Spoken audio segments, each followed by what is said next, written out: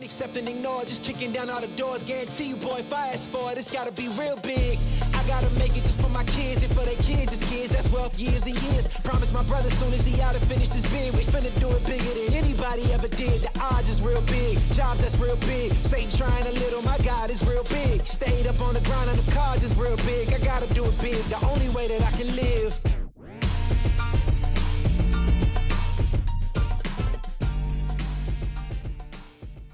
Accept and ignore, just kicking down all the doors.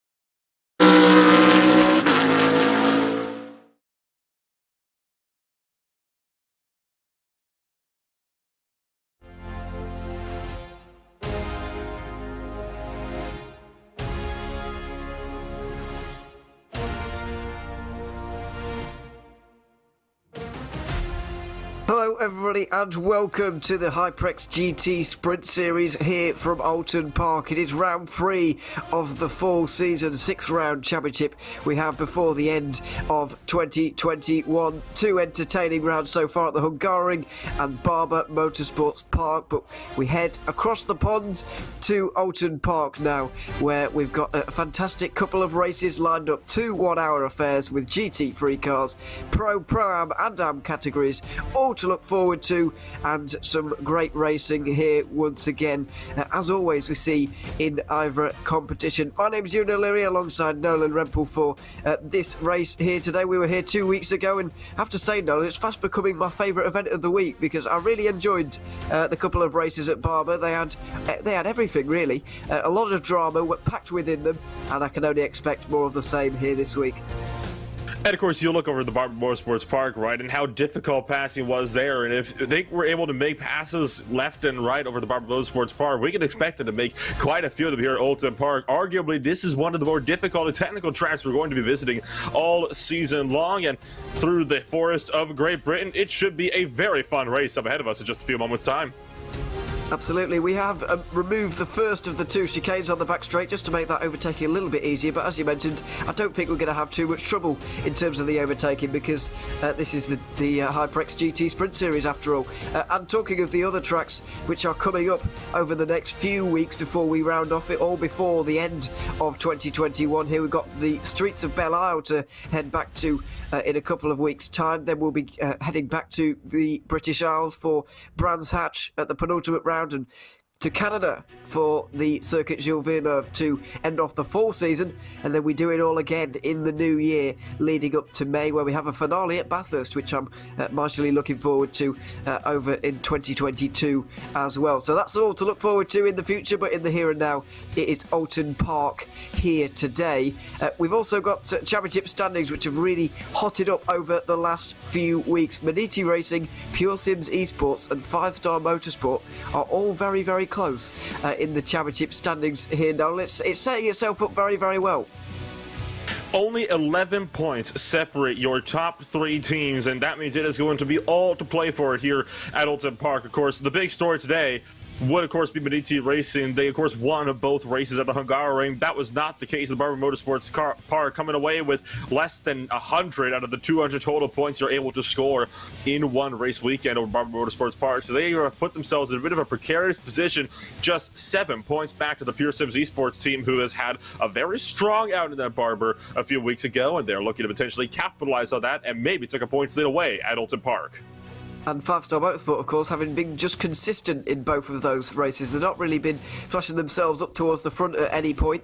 I don't think they've been on the podium many times, if any, but they have been collecting points consistently, and that's exactly what you need to do. That's got them in 3rd place with the 68 car that did so well last 2 weeks ago. RSR by Primus in 4th position at the moment. Of course, we do indeed have Pro-Am and Am categories to kind of focus on as well, but especially in Pro-Am, it's not quite as close as it is in Pro, because Project Dynamic have been absolutely wonderful so far. Qatar Sim Racing have been doing their best, but there's been no answer to the 21 Lamborghini.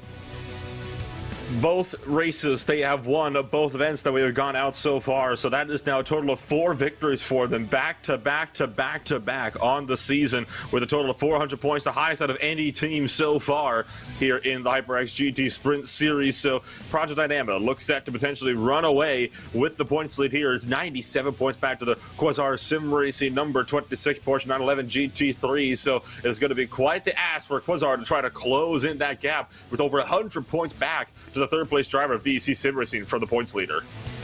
That is a very big margin, but still 4 races for them to try and get something back from them at this point. And finally, the AM category with Westwood Racing Esports, who are leading that one ahead of World of Sim Racing by 28 points, and then BSTV Esports 53 points back in third position. So that particular category is fairly close as well, and we'll try and keep on top of all of that as we complete the remaining 4 races of this championship. Practice is just about to end then, and we're about to head into qualifying in the next few moments' time. Looks like No Nonsense Racing, Ronin Academy, Olympus Esports, Team RSO and 5-Star Motorsport are going to make their way into Q2 straight away. The top 5 from practice get into the top 15 of Q2 without having to go through the first part of qualifying, and that's what they've just earned themselves. We're going to get ourselves underway in Q1, but before the main times come in, I think it's time to do a little bit of housekeeping because we've got, of course, the Easter egg competition that is ongoing throughout this season here in the HyperX GT Sprint Series. We've had a couple of weeks so far, and don't forget at the end of the championship there'll be kind of a form to fill in with all the Easter eggs from all the races, so that you can win basically. But this is the image. We'll try and get up for you in the next few moments of the image that you're looking out for here tonight. There you are, so keep your eyes peeled over the broadcast this afternoon for to see if you can spot it, and so on and so forth. So you can fill that in at the end of the season and hopefully win, as I say. But we are in qualifying right now. If you don't know how this works, I'll quickly remind you in case you've not been with us for the first couple of races this season. We've got our first part of qualifying, which is 15 minutes long. We take the top 10 from that session and the top 5 from the previous practice session we've just had for a final 15-minute shootout here for the top 15 positions in the race. But I always don't know if getting the top 5 in practice is actually a good idea, because I feel like you miss out on a lot of kind of track evolution, and you don't quite stay with the you don't quite adapt your driving with the track. So I'm not entirely sure if those 5 who are already through are going to have a massive advantage here, but we'll wait and see how this qualifying plays out. There's not going to be a lot of space here, I know that for sure. And the track is only like 2 or 3 lanes wide, right? I mean, there's so few places where you can actually go for a proper launch. I would say the best places we'll be seeing the move is up into that final hairpin just at the end. I believe that's the Druids corner. Then, of course, up into potentially the chicane, the chicane that is at the very end of that long straight, right before Knickerbrook, with that first chicane being removed. And of course could mean we could see a couple of wild overtakes up into that chicane, with that being now the longest straight we'll have on the track so far. Absolutely, and this may well end up being the best overtaking opportunity of them all into Hislops, which is technically just the left-hander of that, but the right-hander at turn 10 doesn't really have a name, so we'll just go for it. But it's a wonderfully flowing circuit. That's the only real clumsy moment of this track, with one of the chicanes removed. That chicane is a little bit clumsy, I will admit, but the rest of it very nicely flowing indeed. The crest over the right hander there at Drury's, you could just see, was very, very excited to drive here, and you're going to plunge downhill, then back upwards again towards the line. It's got a lot of elevation change, this circuit, and it's very, very entertaining indeed. But the first times are now going to present themselves to us, and hopefully we can get a handle on who's going to be progressing here inside the top 10. For the moment, Team RSO by 5-star and Max Remuller getting off to a good start, but Impulse Racing now go to the front after a disastrous round 2 weeks ago. They had 3 cars and all 3 of them struck really bad luck throughout. And so they are definitely going to be looking to see if they can potentially work their way further up through the grid today. See if maybe Impulse Racing can come away with some better luck here from Oulton Park. You're right on board with the Kozar Sim Racing Virgo machine driven by Isaac Barclay at the moment. The number 27 car, going to see what he can do in that Porsche 911 GT3R. Currently on the second hot lap here. And their first lap of qualifying here, Ewan was, of course, invalidated, had a bit of an off somewhere on the circuit, which, of course, means they're going to reset and potentially try it again. This is the AM version of the Kozar Sim Racing team. They've got three cars, three Porsches on the grid here, and this is the AM version of that. Currently 4th place in the AM Championship, going through Druids, turn 15.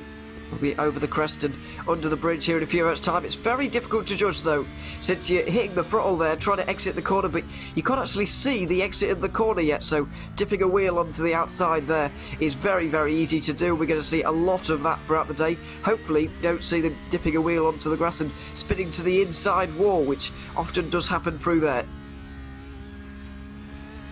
You see Isaac Barclay puts in a 128.478, but that is only good enough for about 11th place on the grid, as Pure Sims Esports machine is going to go top of the time boards for them over the 116, up on pole position by about 25 thousandths of a second. This is great for the 116 currently coming into this race. We talk about 7 points behind Medici Racing at the moment, who is all the way down in 3rd at the moment, so they are looking good, potentially gap and or at least shrink down that points lead, coming on over potentially into the second race of the day. Medici Racing now goes back to the top, though, to take their pole back. Going to be a real ding-dong battle over the next 10 minutes or so as we're on board with the 69 car, 5th place in the championship at the moment. Brandon Roseborough going over the line right now, but it doesn't look like... Oh, there is a time. 4th place for the BMW. Which wasn't one of the cars to receive a little bit of extra balance. There has been a bit of a balance of performance adjustment since the last round. We've got 11 kilograms more on the Audi. We've got a 4 kilogram adjustment to the Lamborghini and a 7 kilogram addition to the Porsche that we have seen, but we've been reliably informed that it won't be completely game-changing, this balance of performance adjustment, but I guess one tiny extra thing for them to have been figuring out over the last 2 weeks. It's just those little changes, though. They can kind of mess up your rhythm a little bit. You always have to take that into account, don't you, when you're in these major sessions such as this one. And I mean, a lot of drivers opted to pull their cars back down to pit road, potentially reset and try it again. There you can see one of the Ferraris working its way around from the M class. That is the Team Oblivion Racing machine of the 164, currently driven by Malte Bertrand, sitting 18th place at the moment. The Team Oblivion Racing 164 having a bit of an interesting season so far. They have not had the best of starts so far. I think it's worth noting they're currently last place in the AM standings, down in 7th place, but, well, only about 156 points to the name compared to the 207 that the Austin Motorsport Group up in 6th place of the points hold. So they're looking for potentially a better result here from Oulton Park.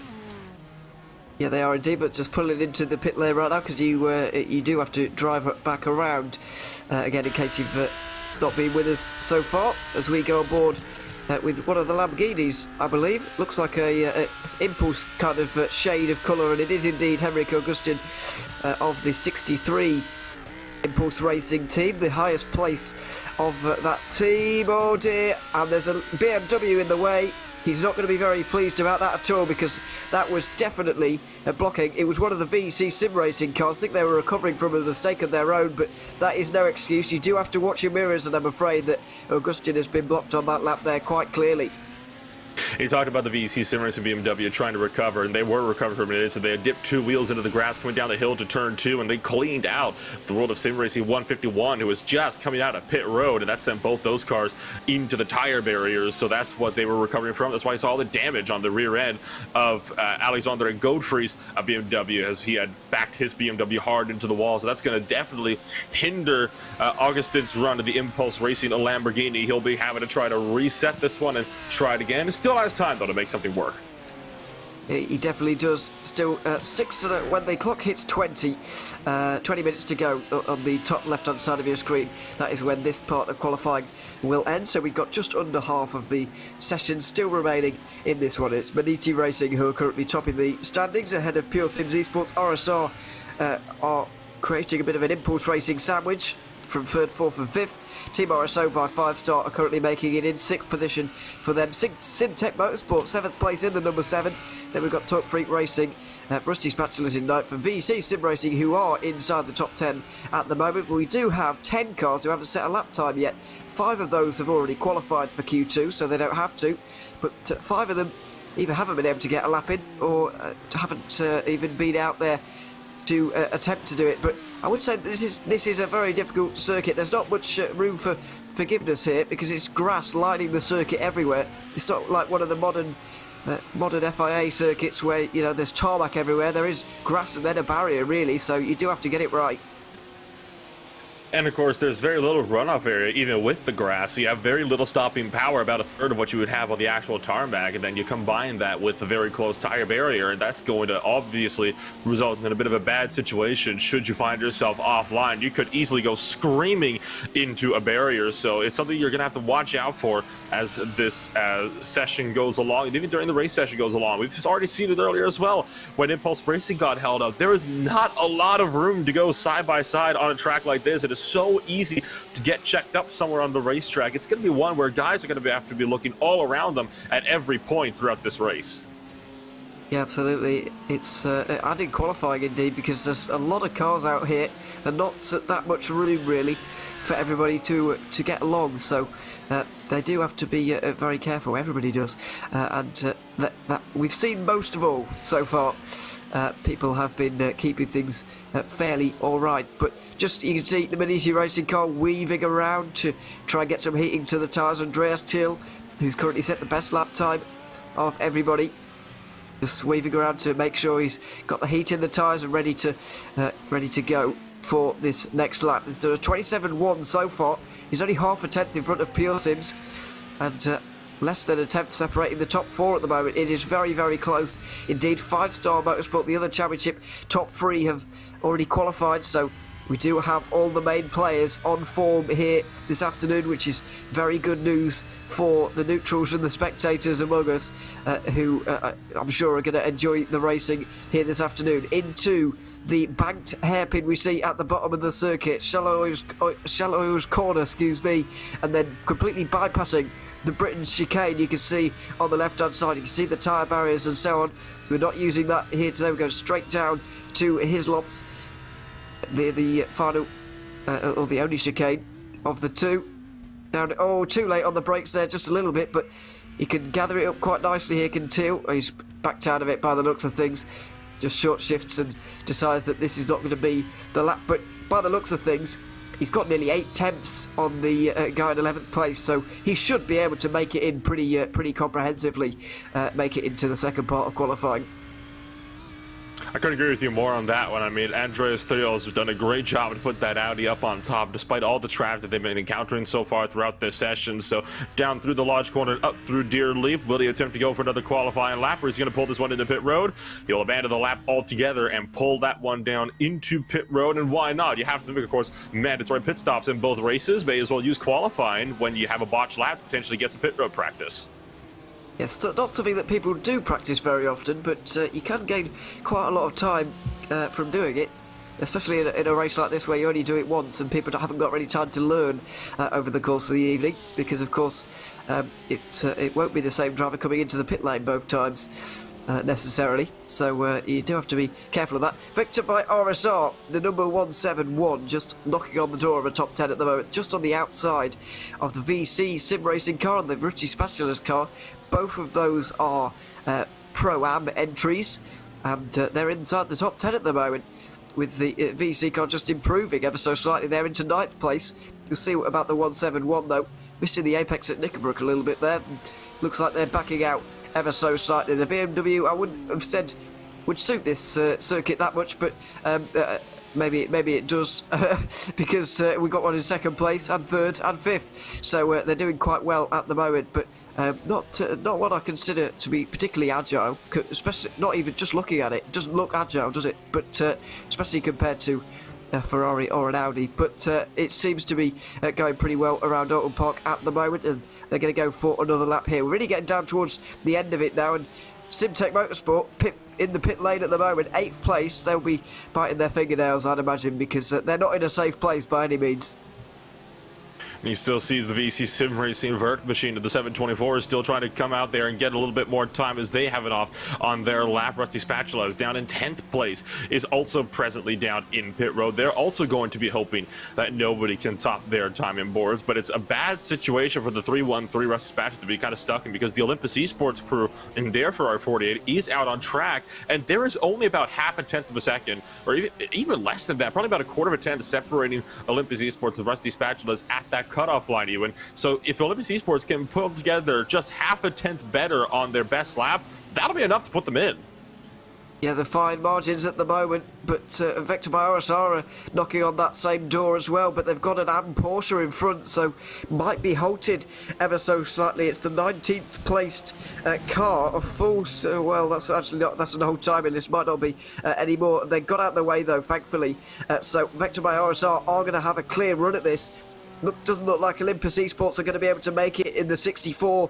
They're going to be starting from 16th position by the looks of things. That looks pretty locked in at this stage. But the 171 coming around the final corner right now. Are they going to push Rusty Spatulas out, replacing one BMW with another over the line for the Pro RSR car? And it doesn't look like they're going to make it.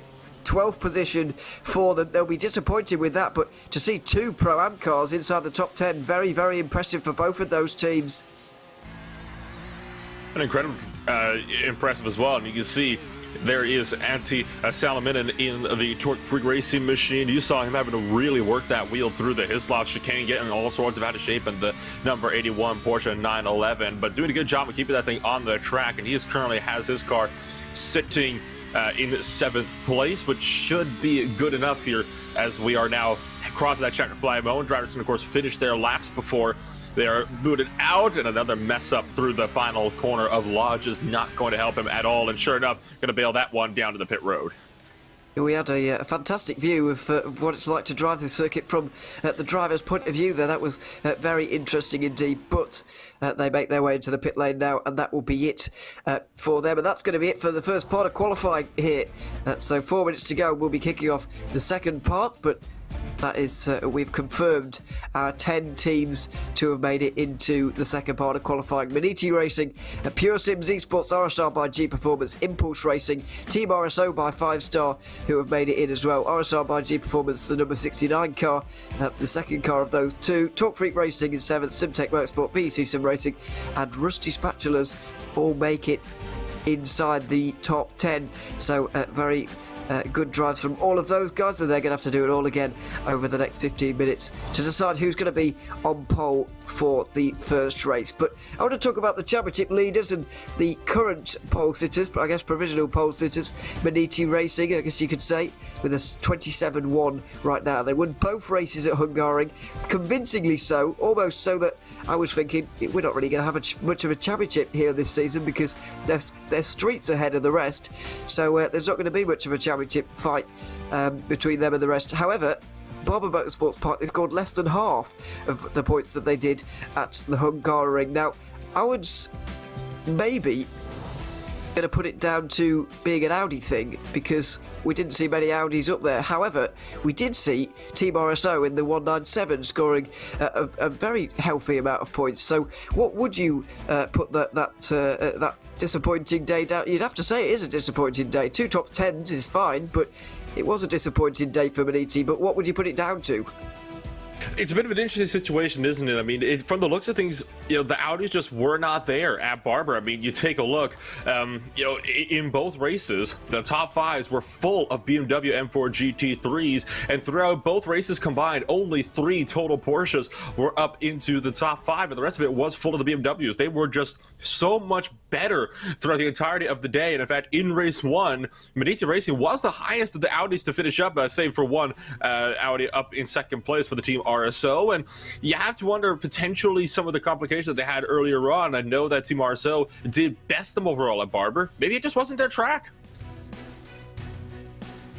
Seems to be that that may well be the case because they look strong so far here at Oulton Park. We've got an Audi at the front, we've got BMWs just in behind, we've got Lamborghini represented, Porsche as well, some more BMWs down the bottom. So we do have 4 of the manufacturers up there inside the top 10, which is a good balance.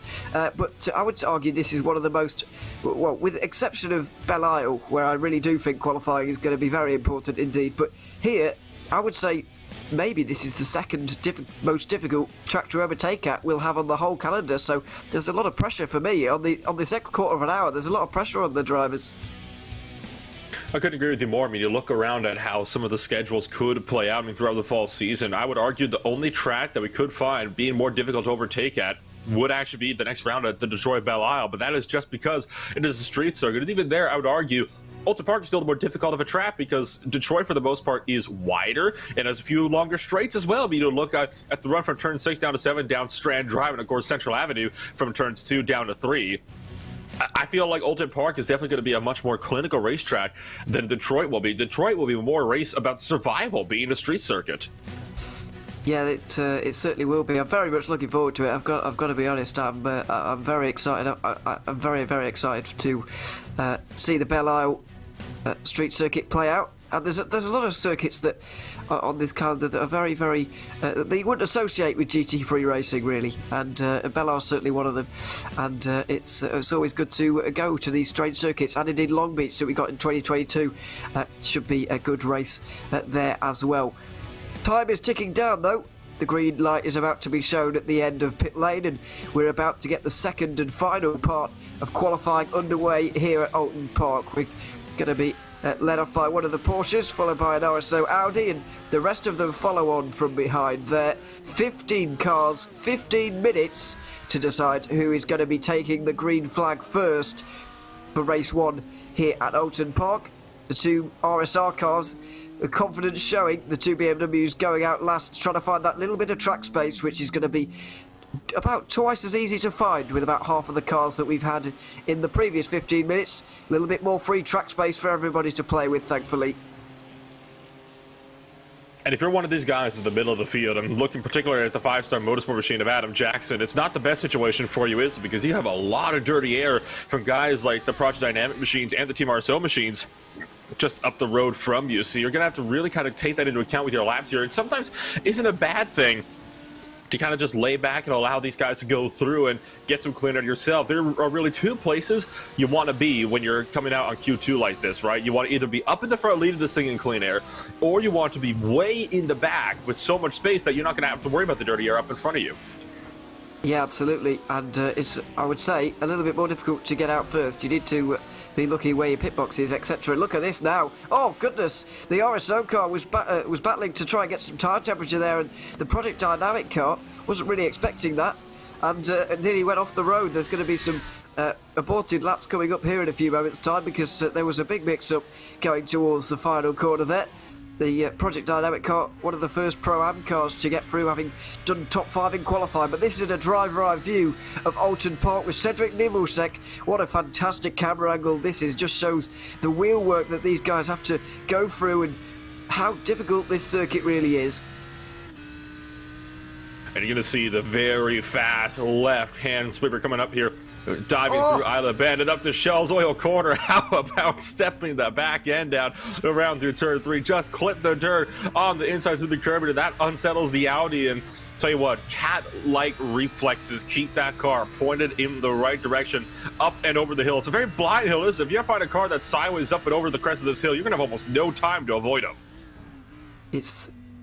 oh dear me, GT3 racing looks so controlled from the outside, doesn't it? But when you step inside, there's a lot going on in here, and you can see even more so in a race when you have to do this for an hour. I know there's going to be a driver change halfway through, but goodness me, it's going to be a high intensity 60 minutes for all of these guys through Druids, turn 15, missing the apex a little bit here. Nimulsek is kept it on the road at the very least, and one final corner coming up, a couple of more undulations to go before the line, and it looks like it's been a fairly good lap so far from him. This will be decent for him. He's still got time to improve on it, of course, but decent opener. 9th place for Olympus Esports, pushed down to 10th now because RSO go into 7th place. 5-Star Motorsport 11th place for them, setting their first time in the qualifying session at least, coming over the line at the 1:16 of pure sims. Are they going to be able to displace Maniti immediately? Not by the looks of things. They're going to have to stay behind just for the moment. No Nonsense Racing and Aiden Chabot has not set a lap time just yet either. By the way, he's the final one of those who qualified in practice to be setting a lap time. Project Dynamic as well, a little bit off the pace because I think they didn't have the greatest run onto the front straight. That might not have helped them, but that's the other car which made it through in the practice session. So the opening round of times are in, and there weren't that many improvements really. Only the top 5 who got through in practice really actually set new lap times there, which just surprised me because Track Evolution should surely be kicking in by this point, but hasn't taken its effect really at this early stage. Sometimes you're trying to push so hard that you end up burning your stuff up early on. You kind of start to make those little bit more mistakes as you try to push flat out in the second run. That might be what's taking place here. A couple drivers might just need to take a couple of moments here to just kind of reset and try it again, and sometimes that's all you need. You just need a couple of more moments and you'll be able to kind of restack it and try it all again. You take a look back at the Pro BMW of the Eric Grove in that Pure Sims Esports machine, currently sitting second place, which is a solid result for Eric Grove. We'll take that BMW up and over the line, but we'll bail out and go to pit road right behind the Rusty Spatulas machine, as well as a couple of guys like SimTech is also down to the pit lane this time by. So is Torque Free Racing Machine. Yeah, a number of teams making their way in by the looks of things. Impulse Racing not doing that though, because they've just gone second place in the standings with a good lap time there from Henrik Augustin when he is not being blocked as he was earlier. RSR go to the front now. The 68 of Oscar Coper. How good was he 2 weeks ago? Absolutely excellent for the 68 team. Brought them right into contention. They are 40 points off the championship lead, but that is nothing when you consider you could get 40 points for more than that for finishing in 9th place. So yeah, just gives you an idea of the kind of points that we're dealing with here. Of course, 100 for a singular race victory as well. They're certainly in it, and then the team in form by the looks of things. Oscar T. Coper is certainly the man in form. They absolutely were blitzing the field over at Barbara Motorsports Park a couple of weeks ago, so we'll have to see what they'll be able to make out of themselves here today. I would expect, though, based on the qualifying performance, we can expect very big things from that 68 machine. And here it is, just cooling down a little bit after that lap time. Maniti Racing going to have to respond in the next few moments. In the last 9 minutes of this qualifying session, going to have to come back at them in this one, but remains to be seen whether they can or not at this stage. Aiden Chabot has now set a lap time, by the way, but where did he get to is the question. Or has he set a lap time just yet? Struggling to find him just for the moment. But, oh, 4th place, there we are. He's done a very good job there, to be fair to him, having not have been out there and adapting with the circuit for the last 15 minutes in the first part of qualifying. He's done exceptionally well to jump straight into 4th position in this qualifying session, and putting No Nonsense Racing in a good place to pick up some good points here finally today. They've had some really promising races so far, but not really been able to convert into any kind of meaningful result. They're 13th in the championship right now after having some bad luck, and they've got a new look livery as well. They went for the yellow and black, or kind of gold and black Porsche previously, but they've gone for a very smart red and white now, which is going to be a little bit difficult to get used to, but also a very nice livery, I've got to say, as he gets out of the way for a whole heap of traffic, which is setting itself up for another round of times here at Oulton Park. Not many flying laps coming in right now, but people setting themselves up and trying to find track space again. It's like the start of the session all over again.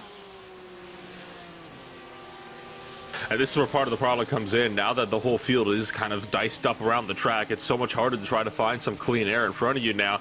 Guys like Thomas Cope and, of course, Aiden Chabot of the No Nonsense Racing and Olympus Esports machines that are trying to just stay out of the way of guys that are currently on hot laps behind them.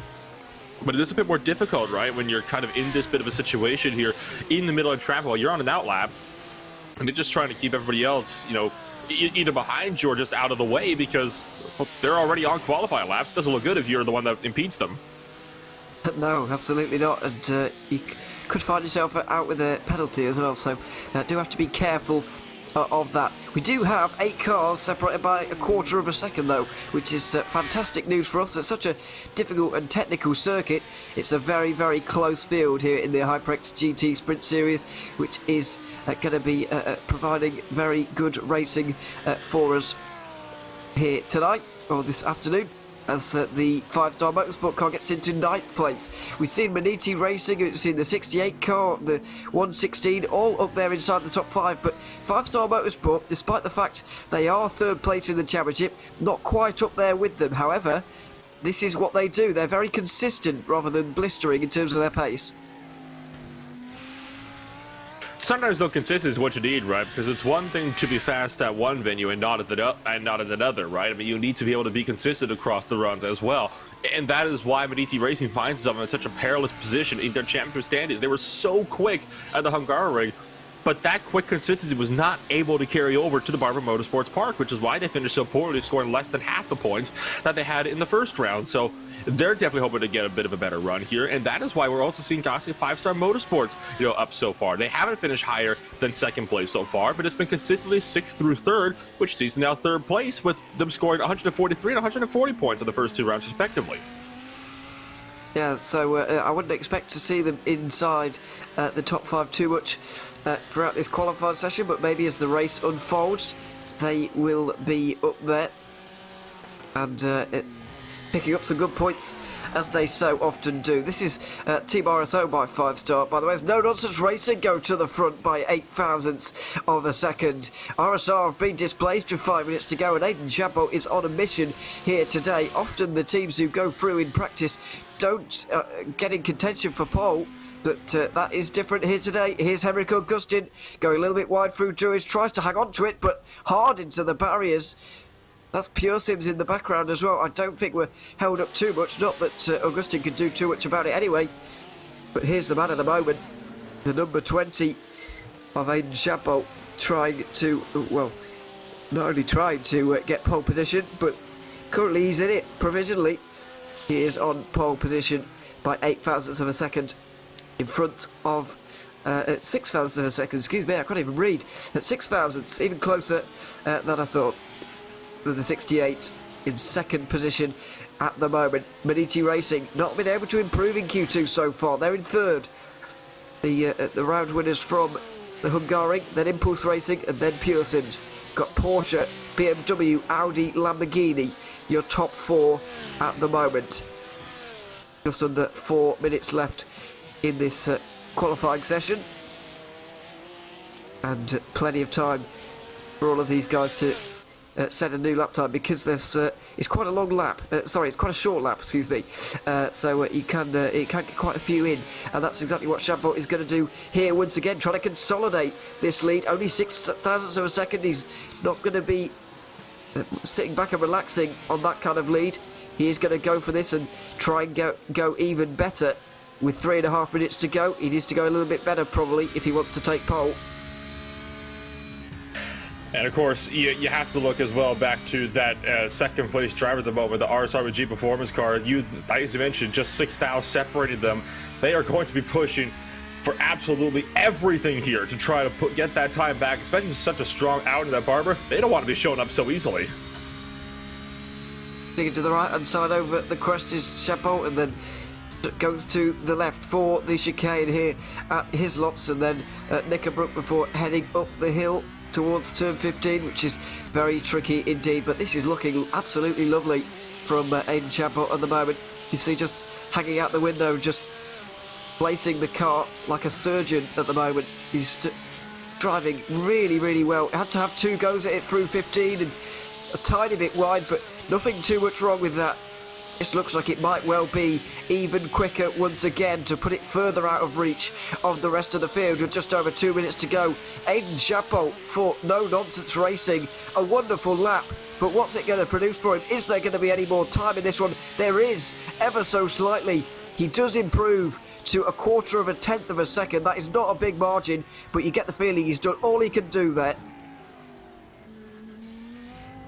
But I think you kind of hit the nail on the head. It is not going to be enough to make sure that they are safe in this one by a long shot. The top 3 still separated by less than 1/10 of a second, and There you can see that Medici Racing Audi just under a tenth of a second back from the no-nonsense racing number 20 machine up in front. So Andreas Thiel, he's done a good job to put that car where it's at for now, but no doubt he wants to put that thing at least on the front row. Yeah, this lap time currently is his best lap time from Q1 being carried through, and that does happen until you better it in Q2. You can keep your Q1 time you can keep it so that you can still get a good placing, and that's exactly what Thiel has done so far. Dips a wheel onto the grass there at 15 again, so this is not looking particularly great. It doesn't look like it's going to gain him a tenth of a second to get in pole position. RSR are not going to improve either. They're in the pit lane. It's all down to Medici really to try and take pole position away from No Nonsense Racing, and they're not going to. Andreas Thiel is going to be third at best here. He's not going to even be able to go onto the front row. It looks like Shambo might hold on here in the final minute. We do still have Impulse Racing out there at the moment, but I believe they've gone back now. Augustin won't set another lap time. Pure Sims and RSO, I guess, still do have the opportunity to do so if they want to, but yeah, goodness me, I can't see anybody taking No Nonsense Racing now, and that is very, very impressive. A big surprise to me, I must say. Well, don't come in out just yet. I believe you are able to finish your qualifying lap here in Q2 as well. So Medici still has one more chance to try to take that spot away and might just be able to pull something out. So to be down through the Hislop chicane, this time not missing the apex for that final time today, out through Knickerbrook. Going to be coming on up now for the final few corners up through Clay Hill underneath the water tower, and it was seeing Druid's Corner coming up next. This very crucial double apex right-hand sweeper. You have to be so crucial to make this one work, and he's not going to be able to get back to the line in time. No, run out of time there with quite comprehensively, I'm afraid, with a couple of corners to go. I'm not sure if it would have been pole or not, but the truth is, he's run out of time. It's going to be third placed for the championship leaders, Medici Racing, in the first race here at Oulton Park. The HyperX GT Sprint Series rolls on to round 3, and it's Aiden Champeau and Oscar Coper who are going to be on the front row together. No Nonsense Racing and RSR Performance. Then we've got Medici Racing and Impulse on the next row ahead of Pure Sims and Team RSO with Max Riedmuller in 6th position. The other RSR, the 69 car, is in 7th place alongside Cedric Nebulsek of RSO. 5-Star Motorsport 9th position, but watch them in the race. They're going to be moving up through the order with Top Freak Racing rounding out the top 10. Then we've got Olympus Esports and Simtech Motorsport rounding out the top 12. Project Dynamic, the first of the Pro-Am cars ahead of their Pro-Am rivals VC Sim Racing and British Bachelors to round out your top 15. Olympus Esports just missed out, they're 16th.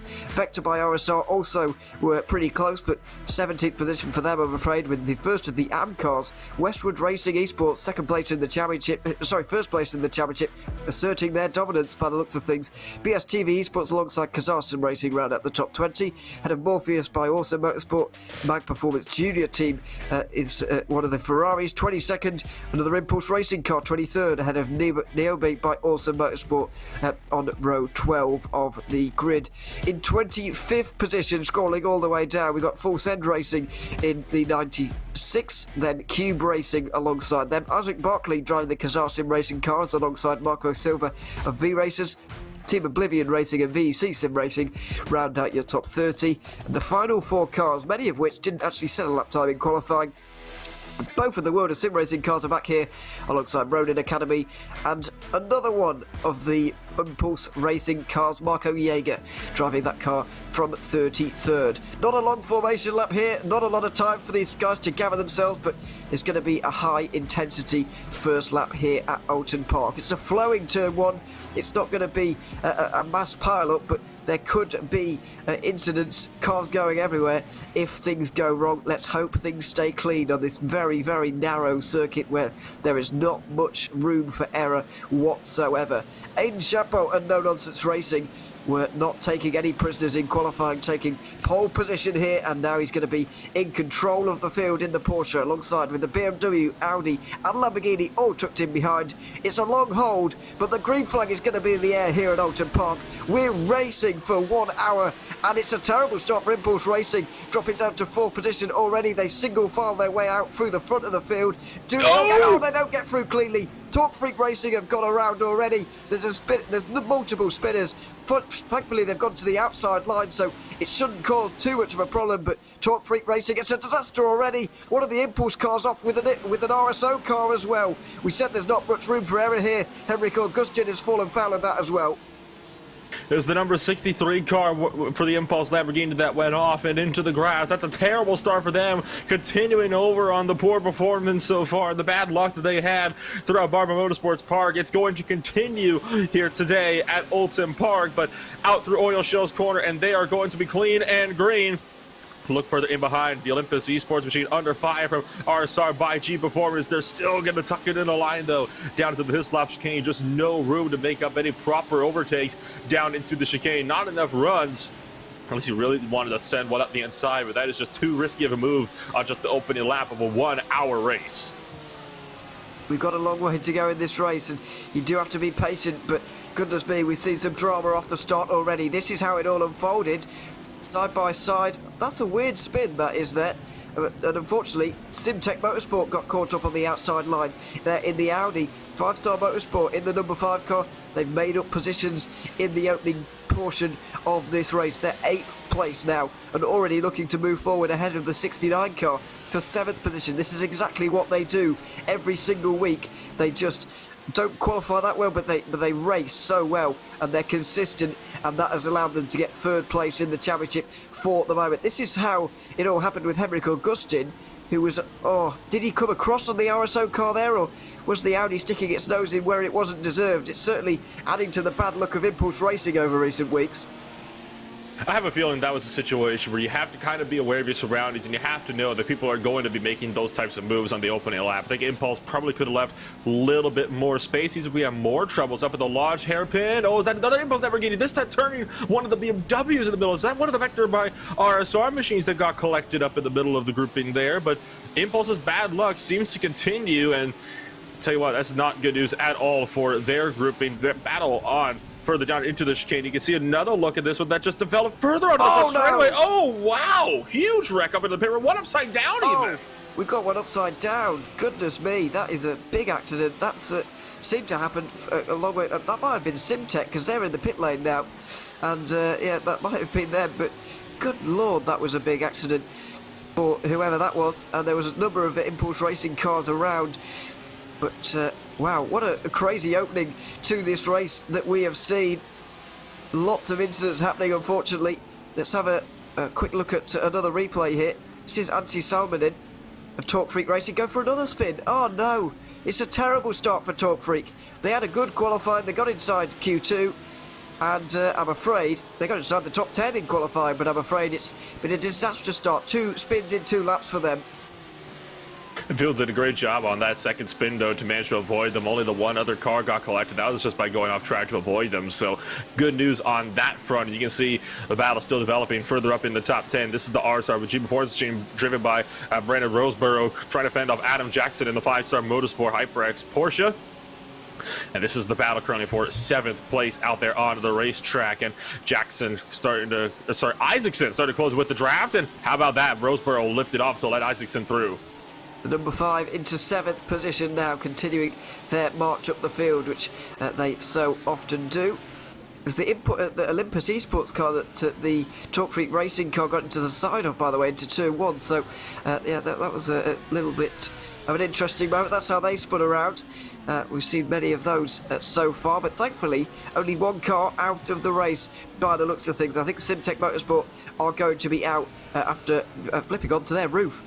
So you can hardly blame them, I guess, at this point, as we continue on to the end of another lap. It's the end of lap 3 already, and on to number 4 with 5 minutes complete in this race. A very chaotic opening, but I can't say I'm surprised. It's a track where these kind of things do tend to happen, especially off the start. Hopefully things begin to settle down now. We can begin to see some good battles up and down the field.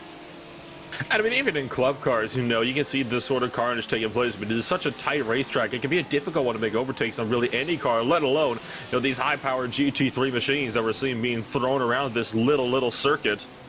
So I can't say I'm very surprised either at some of the carnage, and who knows, we'll probably get a repeat of that one. Same, second verse, same as the first over in race 2 when we get that 20-car reverse grid as well. Yeah, absolutely. It does add an element to it, and in case you don't know what we're talking about and you've not been with us so far in this HyperX GT Sprint Series season, the top 20 are reversed after race 1 as we head into the second race of the evening, so watch out for that, especially off at the start, as we've just referenced. It can get very spicy indeed, and so yeah, we look forward to it. But for now, Maniti Racing are the ones under pressure. We've got Porsche leading, BMW leading Audi, with the Lamborghini that was up here struggling, and all the way down the order now after their spin at Cascades that we saw on the first lap. We're on board with Eric Grove of Pure Sims Esports in the BMW, and I've got to say the championship leaders not looking all too strong here in this first race right now. They're letting the two leaders go away, and Pure Sims and RSO do look quicker. You see Matt Loveridge in the Olympus Esports machine just lost it on 2 spots, was side by side with Team Marcel 5-star out of Lodge Corner, but up through Deer Leaf. Got passed as well by BSTV Esports. Might be having a little bit of an off at the Lodge Corner as well, but it was a good side-by-side battle up to the front straightaway, one of the shortest straights on the racetrack. So a bit interesting that is where one of the only actual overtakes that has not been a result of a wreck being made so far today. So it's a good pass though for BSTV. Adam Wright finds himself now up in 14th place because of that. And you'll see the number 4 BMW car still trying to keep that Olympus Esports Ferrari at bay. And tell you what, that Ferrari has found itself in a bit of a hot water with a few teams after Barber Motorsports Park hasn't. And I mean, got collected in, well, let's say a few questionable incidents, I think is a bit of an understatement. Well, there were incidents that happened at Barber, and yeah, I'm sure a few people aren't too pleased about them, and so on and so forth. But I guess it's the way it goes. Meanwhile, change of position with Team RSO by 5-star for 12th position, getting ahead of the Vector by RSR team. RSO on RSR making positions just outside the top 10 down there as we go to an all BMW battle here in Pro-Am. They're both trying to chase down Project Dynamic, but Rutschi Spatulas and VC Sim Racing can't seem to stop battling with each other at the moment in these two BMWs. Resigned to the fact that they'll be scrapping for second all season long by the looks of things, because Project Dynamic are on their way to a fifth victory in a row if things stay as they are for the next 52 minutes. You could see the VC Sim Racing machine thinking about making a move up the inside of Rusty Spatulas, but it just wasn't going to happen that time by coming through turn number 1. Maybe with the run of that turn 2, has a bit of a drafting run all the way down this long straight up into the left-hand sweeper of Island Bend and into the braking zone of Shell Oil's corner. Still no move being made. I think it's a wise maneuver from VC Sim Racing to kind of just back out, maybe wait down for the Hislop chicane. Now we're going to look up the inside line, and this is going to be a drag race coming on up as they bypass that Britain's chicane and up and over Hilltop down towards Britain's. Will this be Battle of the Late Breakers? Who backs out? Answer is going to be Rusty Spatulas from the outside. Yeah, sensible choice really. It's a fairly tight chicane, and that barrier on the inside doesn't make things any easier, so sensible choice to be made there by the slightly darker of the two BMWs in terms of the livery that we have before us. But yeah, a pretty good move there, and now VC Sim Racing can begin to chase the Project Dynamic Lamborghini, if indeed they can get anywhere with that, because it's a very strong car indeed, leading Pro-Am once again, as has been the story of the season, as BSTV Esports make their way through on Vector RSR, who are just getting absolutely mauled by everyone now. Here comes the Olympus Esports car from the Ferrari. I think this is the highest up Ferrari of them all, actually, in 15th position right now, flying through turn number 1 as always, looking for a way through, but there's going to be no way through at Cascades, you wouldn't imagine. Left-hander, long left-hander that falls away from you down the hill and towards then another very fast left-hander, not an overtaking opportunity, and it's so narrow here that you can not really make a dive into the hairpin either, so Olympus Esports are going to have to stay behind for now, but they do look strong. And you could see them kind of fancying a move into turn 1. They definitely thought about it, but decided it would be better to just kind of tuck in line. It's such a high-speed right-hander to start off the lap that it's almost not worth it in these cars trying to send one up the inside line. A couple of guys that are still looking to battle, though. You'll look up to the other Olympus Esports machine. This one, a Porsche 911 GT3 being driven by Thomas Coben. Right behind him is, of course, Adam Isaacson. The battle for 6th place looking to rage on. You've got RSR by G Performance and Project Dynamic in their own BMW and Lamborghinis respectively trying to close this gap. But for now, it is a 2 Porsche battle for 6th place, and you also see 5th, 4th, and 3rd just up the road from them. Can Isaacson get a good run out of the final cone? It doesn't look like it. Not going to be close enough to have a look down to the turn number 1 here on Olympus Esports. I've never failed to be impressed about these guys' race pace in 5-Star Motorsport. It's really fantastic. Olympus Esports are going to have their hands full for this entire race. Thomas Cope, it is at the moment, who's having to defend, but how long he's going to be able to do it for is another question. However, they're both in the Porsche at least, so we won't be able to see 5-Star Motorsport using the advantages of the Porsche on the Olympus Esports car in front, because they are driving the same car. It's going to be a little bit more driver skill and a little bit more setup involved in there, but that is a very good run off of the hairpin. It's a fantastic run. And he's, oh goodness, he's nearly got to the inside through the gentle right-hander. The Impulse Race, Olympus Esports just look like they're pulling wide ever so slightly. They might just be giving it to 5-Star Motorsport at this stage. Are they fighting it on the outside? Not really. It looks like they just about gave it to them, but they didn't look too willing to do so, I must be honest. But 5-Star Motorsport march on. Great crossover out of the Shell Oils hairpin for 5-Star Motorsports. They entered high and exited low and just got a huge run down the straight. That's how you make up a pass here at Oulton Park. It's one of the only places where you actually can go for a proper move, is getting a better run out of the corner, because the straights just aren't long enough where the draft necessarily can play a huge hand. You can see Olympus Esports trying to fight back, overshot themselves though on the braking points, and that's now going to put them under fire from the RSR by G Performance number 69 BMW, headed up by Brandon Roseborough, who's still looking to work his way up further inside the top 10. And don't look now, but Project Dynamics Lamborghini is looking hungry just behind them. Yeah, they are actually, despite the fact they're in a Pro-Am car, and it wouldn't actually gain them any points to go through at this point. They're still going to want to, in my opinion, so... Oh, hang on! They do. Yellow flags, big crash, turn 1, 2 Porsches collecting together, and they are both hard and off, but... So a major incident for the number 74, I potentially believe. They're dropping down the timing board. Same with the 27 car. Watch this one here, potentially up and over into the tire bears, looking down the inside. 2 of the AM machines. Big collision, and oh, man! Goodness me. Well, I'm not entirely sure that was a fair enough move in my opinion, but just not quite. Yeah, he wasn't going to make the corner. There wasn't going to be much space for the car on the outside, we'll put it that way, when that went through. But that was a big accident between the 2 Porsches. It just shows that if you do make a move around here, you do have to get it right. Otherwise, things could go wrong very quickly. But turn 1, not a conventional overtaking opportunity, I wouldn't have said, but and that might be a reason why.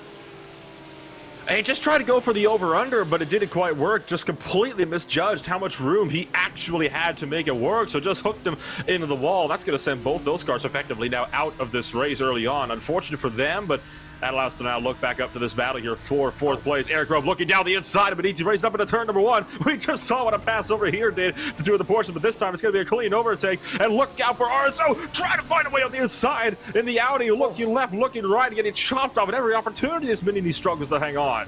No way through. Beniti just throw the blockers at every opportunity, and RSO are going to have to try and find a different route to get through. That was a good move by Pure Sims, and cooperative from Beniti as well, to be fair to them, as they go down into... what's happened to RSR? Oh, they're off Shell Oil's corner.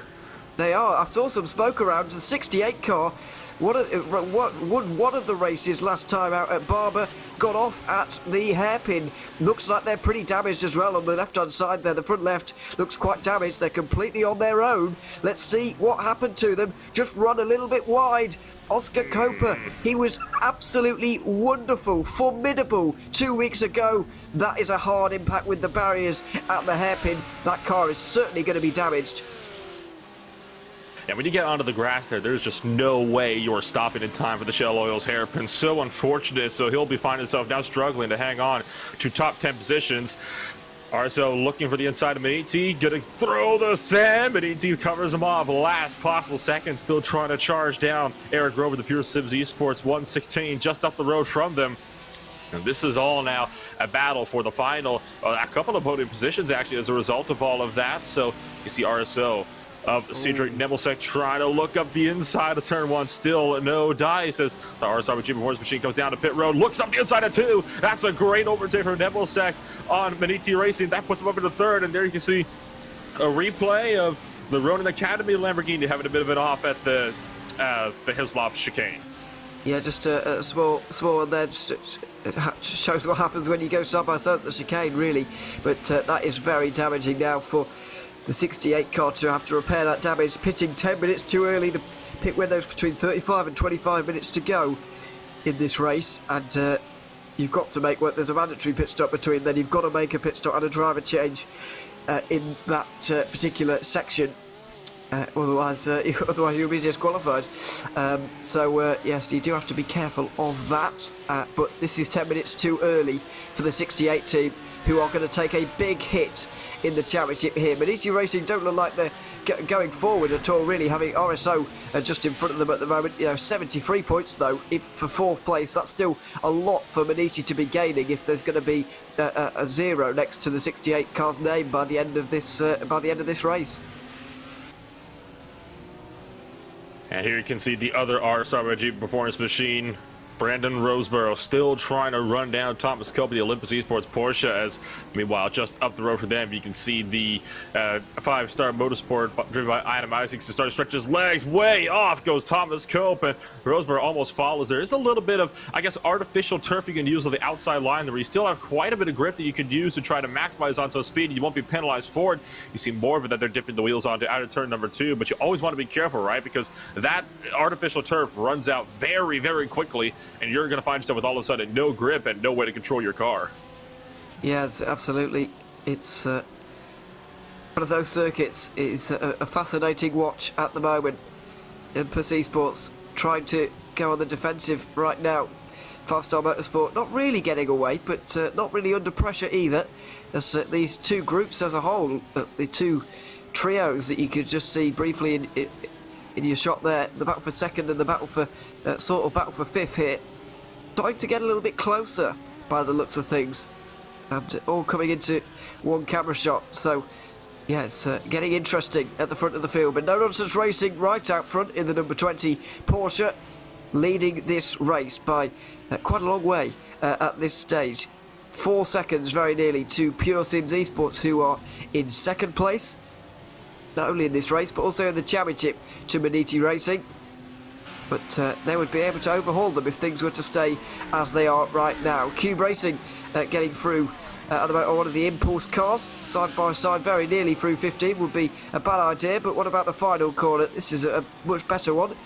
Maybe down the inside for Impulse, but no way through for Hendrik Augustin, excuse me, who's trying to find his way back through after his opening lap off.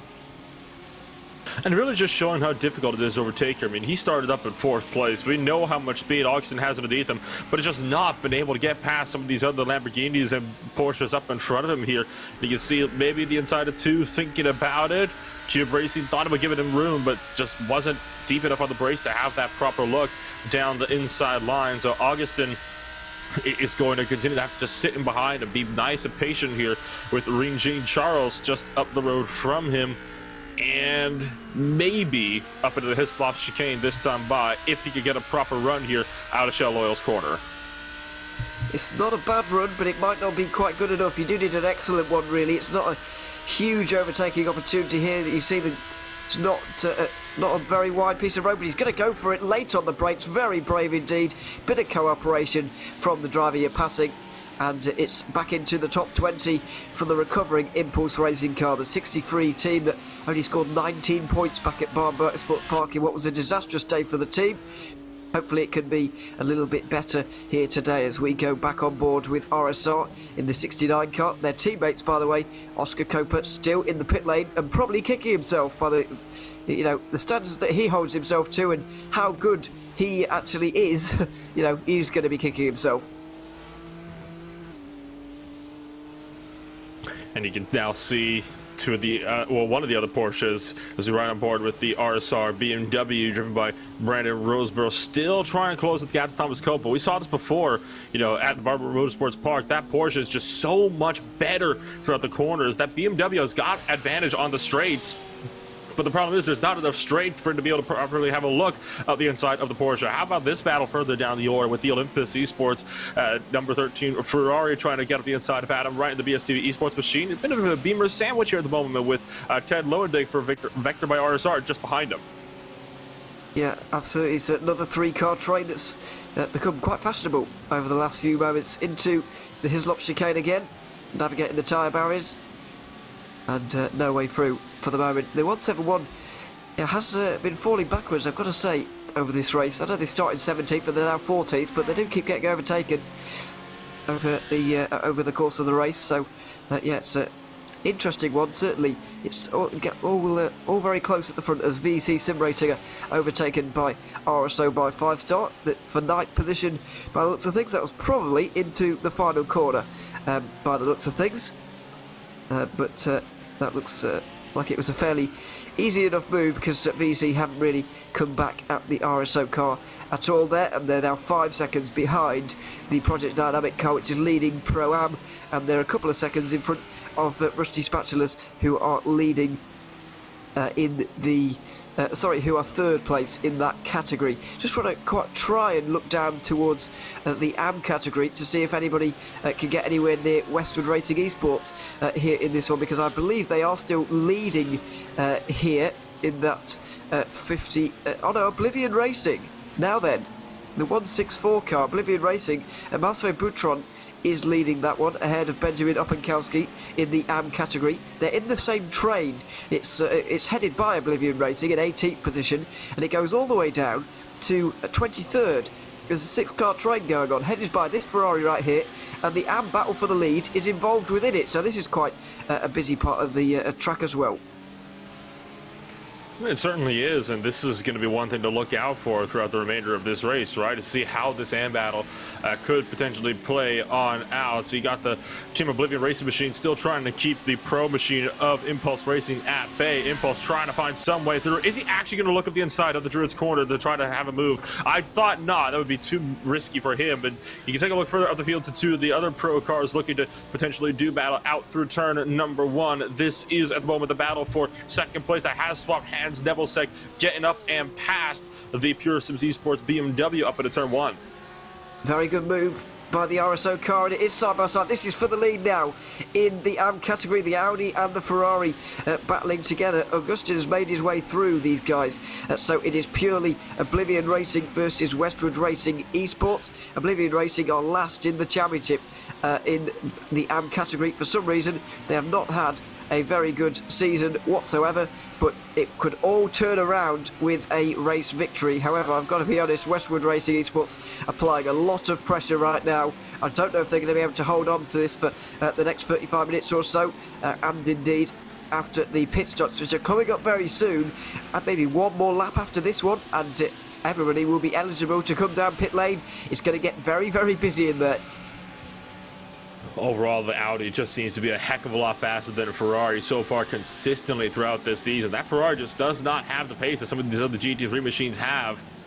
And you can see that on full display here. Team Oblivion is struggling to keep Westwood Racing Esports in behind them. So Bertrand is going to have to work really hard to keep Opakowski in behind him in that number 87 Audi R8 LMS in that AM battle for the race lead. And the battle for, of course, 19th place overall, just showing how far back some of these AM drivers have slipped in comparison to some of the pro leaders that are, at this point, over 30 seconds up the road in front of them. Maybe, not quite. He thought about it. You could see the thought go through his head, and he's got a great exit. So it was a poor run from the Ferrari. In the end, he didn't really need to fake the move because the mistake was coming anyway. And now Opakowski's got the chance to go around the outside at turn 1 to take the lead in AM. What a spectacular move that is. He's going to give him the inside line for Cascades, but he doesn't even need it because he's already got the AM lead. We do have a change in the AM category. It is for the lead, and Westwood Racing Esports Championship leaders go back to the front once again. A great pass there, and fully deserving of their lead. By the looks of things, they're getting stronger as this race is going on, as the Ferrari is beginning to decline in its performance by the looks of things.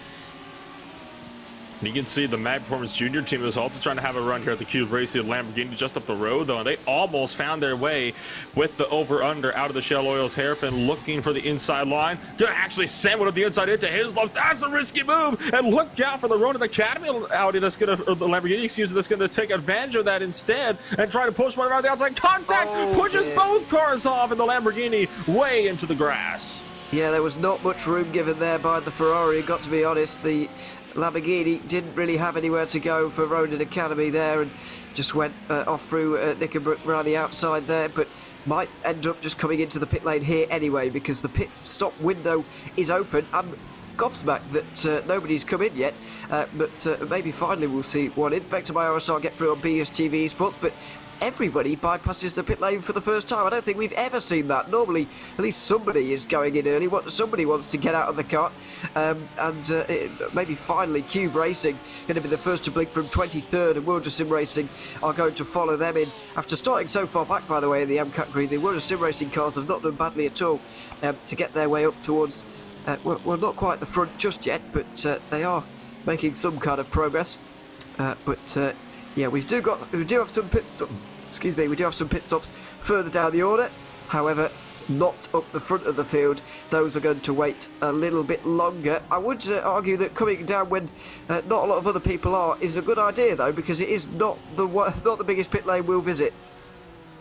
It certainly is not. I mean, only 18 pit stalls so far, which means pretty much every stall except 2 of them are going to be shared here today. So it's better to come on down when you don't really have anybody else that you have to worry about coming down pit road, filling up your stall, making it that much harder to find. Up in front, though, Eric Rowe from Pure Sims Esports is going to come on down to the lane of the 116 machine, bailing out of what was 3rd place, and is now going to be down and in for his first pit stop on the day. So Eric Grove will be hopping out of the car, and that, I believe, will be putting Michael Evdoka into the machine as well. So the 116 has the new driver now. We'll be able to see what he can do if we're able to maintain that podium position.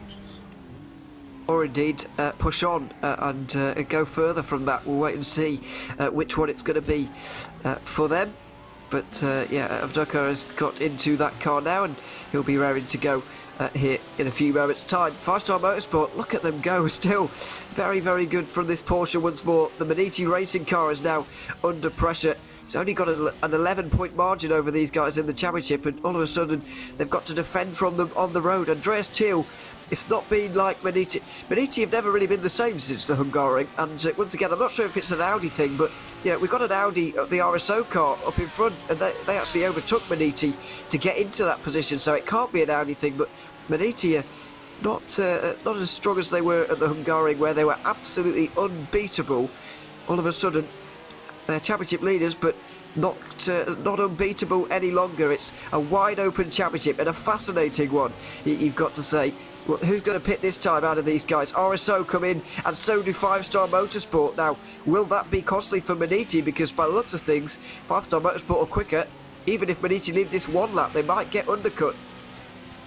You mentioned if it's just an Audi thing, that means Medici hasn't been in good form since the Hungaroring, and I have to say, I think that honestly might just hit the nail on the head. Remember, there was that balance of performance updates that we've been seeing throughout the course of the season. It's an 11-kilogram BFP currently on those Audis, including the Medici car, so it might, in fact, just be an Audi thing that they're having to struggle with at the moment. So we'll be seeing how this would affect Andreas Thiel so far throughout the remainder of this race. He is now one of the only guys that battle for 2nd on back through 5th that has not come down to pit road yet. And he is no doubt going to be coming in either this time by or the next time, surely. And further back behind them, you can see there is Brandon Roseborough in the RSRBG Performance BMW, still trying to hold off Thomas Scopey, the Olympus Esports Porsche, and so far has been able to kind of extend that gap out in his BMW. So Roseborough definitely on a good hunt at the moment and looking for a good points haul at the end of the day. Absolutely, and their teammates in the 68, Oscar Copa, not going to, because he's still in the pit lane. Not entirely sure if he's still getting repairs and will get back out there, because I don't believe there are 25 pro cars. There aren't even 25 pro cars entered, so if he does get out there and complete the race, then I think he'll score some points. Maybe, you know, there might not even be 10 points on the table, but every point is going to matter, and so he's got to try and get everything he can here. But not only this is really costly for the 68 car, because as Maniti Racing come in, but just quickly, you know, not only does it affect this race, they're not going to score many points, but they have to work their way through the field and the next one as well. They don't even get the benefit of the reverse grid. And of course, it's only back to the top 20 that get that advantage. So if you start at if you finish 20th place, that's going to put you now up into the pole position of race number 2, but obviously they're well below that, so they're definitely going to have their work cut out for them. You saw Thomas Cole with the Olympus Esports Porsche also come down to pit lane this last time by. BSTV Esports and their BMW has made the trip down to pit road, so more and more drivers now getting set to kind of tick the time away and go through their pit stop window with, I believe, under 5 minutes left to go now in that pit stop window. So we're going to be seeing everybody that hasn't pitted yet coming on in, I would say, the next 2 laps or so. This time is running out. 4.5 minutes remaining of this pit stop window that we are currently within. Where are Maniti Racing in relation to... Oh, they've got ahead of Team RSO and Pure Sims and 5-Star. Goodness me. So Rudy Knockville has pulled the blinder here with Maniti Racing, and they are out in front of Robin Hassett, who is now in the Team RSO 197, out in front of Pure Sims, who've been jumped by RSO, and 5-Star Motorsport are there as well. So, wow, Maniti Racing, net second position as things stand in this race. That's a very good pit stop from them. Let's see how that really happened, because, you know, their pit stop time was the same, their lane time was actually longer than a few of them, so surely he could have had an absolutely blinding in-lap and out-lap, or entered the pit lane really well or something, but my goodness, that is a huge jump for them, and it puts them in a great place for the second half of this race. I can tell you where it's all coming from. It's the battle for net P3 in the moment. Robin Haas is having to put himself offline, trying to keep Pierce's behind him. That's allowing for Maniti to pull further and further away. You can see just how close that gap is, having to go defensive again up towards Lodge. This time, though, Evdoka not going to be held back, trying the outside line of Lodge, going for the over-under. Look out, don't run over the rear wing of the Audi, my friend. Robin Haas able to hold with him, but it's those battles there, those little looks, that is what is causing Maniti to be able to pull away here. It's not their overall pace, it's the lack of pace right behind us. They battle for position, and that time nearly getting dumped was the Team RSO 197.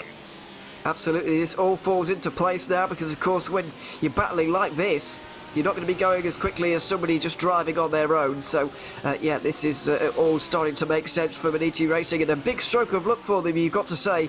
Not really clever pit strategy, just a little bit of luck for them to be able to, I guess they've managed to keep themselves in clean air for a good amount of time, which is a good thing, and they will have calculated that, and these guys didn't manage to do that, but still, that little bit of luck was on their side as the race leaders come in. No Nonsense Racing, we've not talked about them very much, but we haven't had to, because they've been leading by a very long way, doing very well indeed. 5-Star Motorsport, big dive, and Pure Sims give it to them. They just all about keep it on the road, but it's a very tight chicane. There wasn't much room to breathe there, but 5-Star Motorsport were adamant they wanted that position, and they did get it.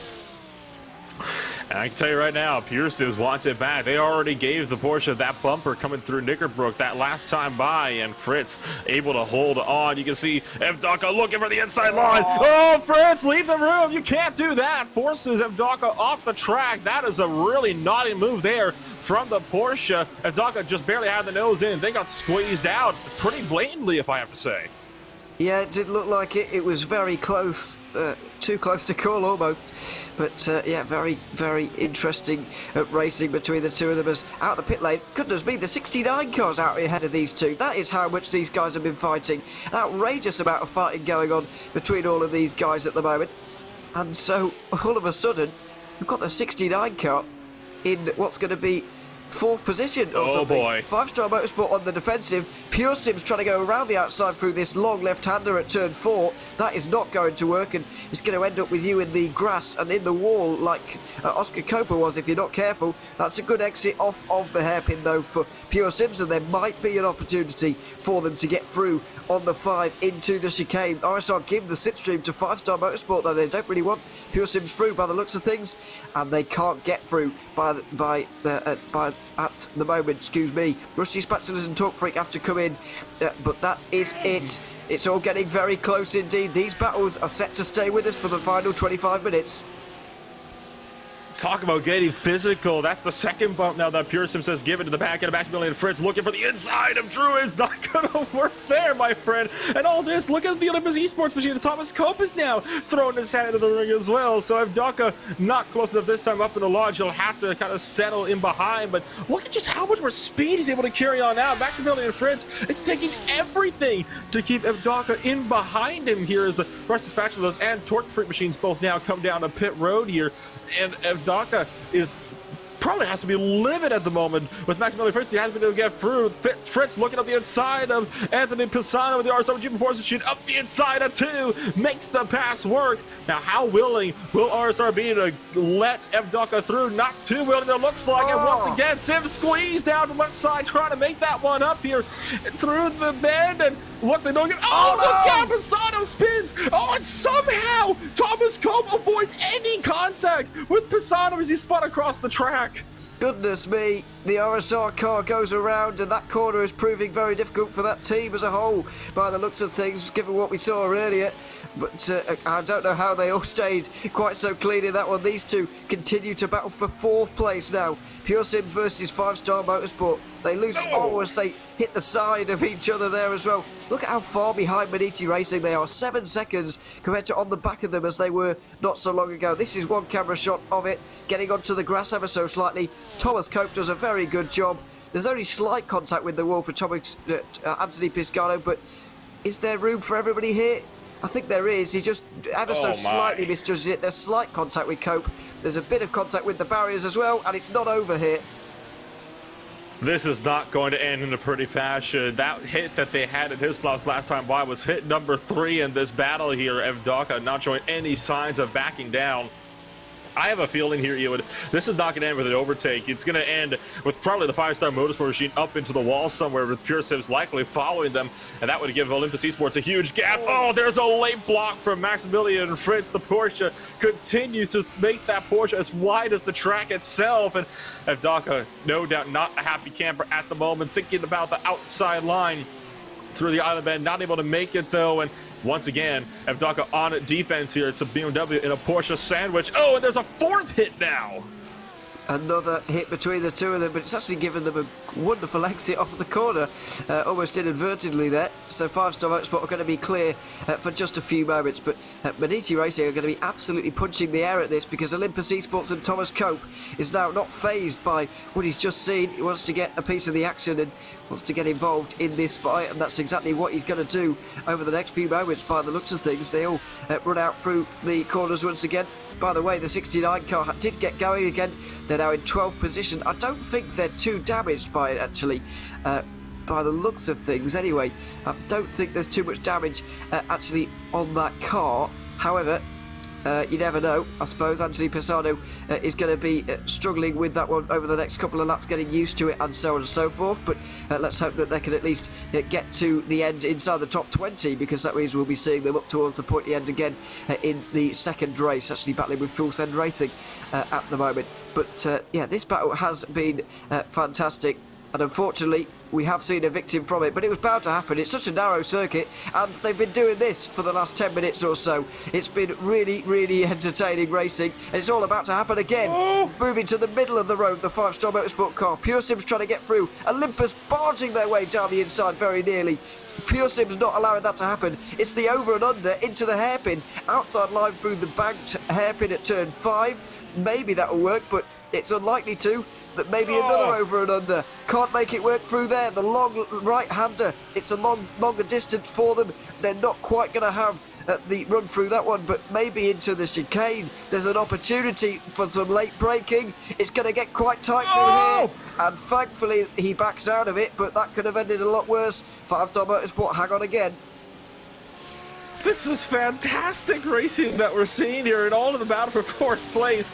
I mean, the 5-Stars just run away with it. You can see 5-Stars trying to fend off Pearson's. Oh, here comes Olympus up the inside. Thought about it into Druid's, not able to make it. Look at Project Dynamic. Yannis Albert has thrown his hat now into the ring in the Lamborghini, and they're slowly reeling in. The team RSO by 5-Star Machine and Nils Benedict just in behind them. I mean, they are losing so much time in this fierce fight, and it looks like finally Maximilian Fritz, for the first time since the pit window, has a little bit of breathing room, but that's not going to last very long. This is exactly not what Project Dynamic need, really, because they've got a 10-second lead in their category, but this is so dangerous for them to be involved in. You know, I think they'd rather not be here, really, but it all settles down for the last minute or two. 20 minutes remaining in this race. It's been another wonderful HyperX GT Sprint Series race. It's just been a fantastic season. Every single race is non-stop action, exactly like this. And Oulton Park, no exception. It's not apparently not that difficult to overtake, not that difficult to provide drama and entertainment for us, certainly. And we're about to see some more. Into the chicane we go again, with the 5-star Motorsport car defending here on the inside line. Maximilian Fritz holding on for dear life, and Michael Vodka trying to do anything to get through, and Stiddy can't quite do it. Oh no! Oh my God! It's not wrong! Into Knickerbrook, they make contact, and 5-star Motorsport go off into the gravel. It was inevitable. I told you it was going to end with one of these cars being spun around, and it ended up being the 5-star Porsche. And Pure Sims sticking the nose where it probably shouldn't have gone, and obviously Fritz not expected it, had to turn in to make the corner, and that is going to bring a smashing end to that battle. But you still see Pure Sims under fire. Oh, big loose motor of Doka. Look at that. Thomas Cope now picks up 2, and they're going to find themselves up in 4th place now. But once again, Pure Sims going to be on the hunt, but that mistake just really put them back where they started. It has, yeah. They got up into 4th position very briefly there. They're back down to 5th with Olympus Esports now on the march up. This is a little bit further back with World of Sim Racing and Talk Freak, David Barraclough trying to recover some of the mistakes from earlier on. Going off the road a little bit into the very same chicane when we saw that incident a few moments ago. But what a battle we were seeing with those. It's a real shame the way it ended. It really is, but goodness me, that was very, very entertaining. For the last 15 minutes or so, they've just been going at it absolutely non-stop, almost side by side into every corner. 5-star Motorsport and Pure Sims Esports. Unfortunately, as I say, unfortunate the way it ended, but it was very, very entertaining. And it's not quite over yet, though. I mean, now it's going to be Olympus Esports' turn to see how they can defend. Now, the 5-star machine, admittedly, was, I think, aggressive on defense is probably the understatement of the event so far. I mean, they were doing everything they possibly could to keep them in behind. We'll have to see how this will play out for them. Here's another battle for 2 BMWs. The Vector by RSR machine being sent by the Morpheus by also Motorsports Porsche. Here comes Impulse Racing in their Lamborghini up the inside through Knickerbrook, and that's going to actually work out for Impulse Racing beautifully there. RSR pulls away as Vector got pushed out of line by the 72, and Linus Tech now still looking to do battle here in his number 63 Impulse Lamborghini. Will find the inside here of Druids, and Stefan Schella trying to maybe cut back, but not going to happen. In fact, that was the other Impulse Race machine of Rainer Werner down the inside here, potentially of Lodge, but again, that goes nowhere. It's another big train and another lot of battles going on a little bit further on down the field as we go on board on the left-hand side of your screen with Michael Evog of Pure Sims Esports trying to make his way through on Thomas Cope of Olympus Esports. You see just in front Project Dynamic and Team RSO by 5-star not too far behind, but and on the right hand side of the screen another 5-car battle that is going on, including the recovering 63 car, which has done a good job to at least get themselves inside the top 20, looking to push on a little bit further now and try and do their best to get further into the top 20, but yeah, Pure Sims not letting this one lie either. You saw them briefly side by side there, but not able to get through. As Impulse now make a move. That's up the inside of the Vector by RSO Lamborghini, and Jarek cannot defend. Tech now goes through. Oh, and Schella hits the back end of the 171 as well. On the left-hand side, you see Pure Sims fighting the inside of Olympus through Lodge, but that can't go anywhere. Potentially, though, up for turn 1 would not be the first time that Pure Sims has made a pass up into turn 1. They're going to go for it here as well. Up the inside of Olympus of 1. The Porsche trying to defend wide out of the corner, and that will allow them, though, to hang on. Does indeed, as they go down towards Cascades and holds on once again. Pure Sims car does look quick here today, but just getting involved in the wrong battles at the wrong time. And look at the way Maniti Racing have been able to avoid them and get up into 2nd place. That is how much it has cost these guys. and he just shows picking your battles at the right time, getting free track space is actually going to be more important than I initially thought here. Getting involved in the wrong battles at the wrong time like this, it is not good for your race whatsoever. That's what we've seen so far. And Evdoka has been involved in everything in the last 20 minutes. And here he is again on the outside of Thomas Cope. But there's not much space here into the chicane, so he can't make it work. Very close to the back of the Porsche there, but nothing doing. 4 different cars battling all over 4th place at the moment. And on the right-hand side, the Impulse Lamborghini of Linus Tech now worked his way past Anthony Bassano with the RSR by G Performance Machine, and John Jarrett gets seen under fire from Stefan Skella in the Morpheus by Awesome Motorsports Porsche just behind him. And you still got the other Impulse Racing Lamborghini trying to throw their hat back into the ring as well. Skella trying to get the run on John Jarrett. It's a very interesting dynamic, isn't it? I mean, on the right-hand side, you had seen a Porsche pressure the BMW, and on the left, it was a BMW pressure to Porsche. So sometimes it is just down to the driver. Project Dynamic loses one in the battle with RSO for 6th place. How about a look at the inside, though, of Druid Skella, not showing any mercy to John Jacob, vector by RSR Machine. Winner thinking 3 wide, but there's no space to make it work. Almost nothing between them into the braking zone of launch, and Morpheus is through. He does indeed get through, and a good move there, actually. Side by side through turn 15 is not an easy feat at all, but they managed it without any problems at all, so fair play. It was a good battle between the two of them. We also saw RSO by 5-star getting through on Project Dynamic there, who really don't want to be a part of that fight. I don't think that's been involved, because there's been a lot going on within it, and if they were to gain a position, it doesn't really matter because they're already winning their category, but if they were to crash, then it would be a real big disaster for them. So yeah, I don't think they really want to be there, but Yannis Albert has got to be anyway, and it continues on. But what can RSO do now is the question, because Pure Sims have had their go at the back of Olympus Esports. It might end up that Michael Evdoka has to defend from this Audi a little bit more over the next few minutes.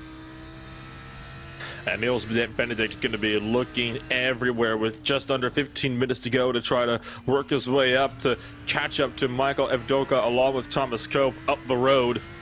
And I'll tell you what, Olympus Esports has started to build a very small gap over the Pure Sims Esports BMW, which is a bit of an interesting factor, isn't it, to see that, you know, Cope has been able to build such a gap over them. It's an impressive feat of the Porsche, especially one that we haven't seen, you know, having too much pace so far. There's a swap for, I believe that was 10th place, Full Send Racing up the inside of the Rusty Spatula's GT3. Yeah, exactly. Rusty Spatula's managed to get 3rd place in the AM just for the moment. And just a bit of an update on AM as well, as I try and find Westwood Racing Esports. The World of Sim Racing 151 has managed to get itself in front here over the last few moments in the AM category. As we see side by side here on your screens, Impulse Racing and Vector by RSR once again. This is the 256 Pro-Am car as well. I believe it's the Pro-Am car. It hasn't scored any points so far this season, but it certainly will be here. Up the inside. Oh no! Gone wrong. Inside at turn 4, and they're both in the barrier quite hard. Vector by RSR and Impulse Racing. Oh dear, it was bound to happen at some point. It's such a difficult corners to go side by side through, and it has just been proven. Tried the inside, but I mean, Vector can't go anywhere. They have to turn in, and they're going to go off the track. They had nowhere to go but turn into the Lamborghini on their inside, and that is a tremendous impact. Vector has got major damage as a result of that one, and Impulse, ironically, almost got away with that one with what appeared to be a little damage. They've lost a few spots since then, and they're going to be trying to just regather and try it again. Such unfortunate news for them, but for the other Impulse Racing Machine of the 257, it's gone wrong for them too, right? I mean, they're now a couple laps down at the moment, so it's all fallen apart for the 2nd race in a row for Impulse. Yeah, it really has. They've been so unlucky in this championship. I don't know what it is, but they just keep getting hit by bad luck. As we say that, they get into 11th position with the 63 car, but that's a recovering entry after lap 1 problems at Cascades for the first time. So yeah, it's just not been their season so far. It really hasn't, unfortunately for them, but hopefully they can bounce back for the 2nd race here this afternoon. This battle's really settled down in the last few moments between Olympus Esports and Pure Sims. I say that, and he goes for it again at Knickerbrook. We saw how that went wrong with the 5 ending up in the gravel. If I was him, I wouldn't be going for it after that experience, but clearly Evdoka wants to get through. I think what's kind of helped Thomas Cope to be out there for so long is the fact that he hasn't been throwing all sorts of really nasty blocks. But you've seen it a couple of times, the 5-star Porsche, they were blocking left and right and even pushed Evdoka off the track a couple of times or forced him to back out, and they both would have crashed as a result of all the aggressive blocks he was throwing. And the Olympus Esports machine, I'll say, on the defense game has been more courteous, let's say, than the 5-star machine was. And I think that's why Pure Sims at the moment was looking to potentially cut a little bit of slack. And how about target fixation? Both cars running wide, exact same distance off the track as Evdoka tries to reel in Thomas Cope. But like I said, I have a feeling that's why Pearsons has been giving him a bit more courtesy here and being able to kind of race them a bit cleaner. Yeah, absolutely. It's been a clean battle between these two so far, but I don't think anything 5-star Motorsport would do was too in the wrong. But it could certainly be seen as a little bit aggressive, yeah, certainly, because defending like that around here does often mean that you do stay in front, since it is so difficult to overtake anyway. So yeah, it's a difficult balance to get right, and unfortunately 5-star Motorsport ended up in the gravel because of it, losing out on probably about 25 points in the end. But they will try and get their revenge in the next race, as we've got a battle going on a little bit further down between BMW and a Porsche. Looks like this is Rusty Spatulas and Morpheus by Awesome Motorsport, with the 69 car just in behind the RSR, but Rusty Spatulas not really interested in staying in front. Now, I think they're doing something very, very clever here. Because they're a Pro-Am car, they've accepted that VEC Sim Racing, being nearly over 10 seconds down the road, they're not actually going to get second place. So if they let the Pro cars through, because the grid order for the next race is sorted by overall order and not class order, the top 20 is reversed from the overall. Yeah, look at this, they're just pulling out the way. So I think they're letting cars through. They're not losing points doing this, because these are Pro cars they're letting through, but they are gaining positions in the grid order. This is very clever, very heads up.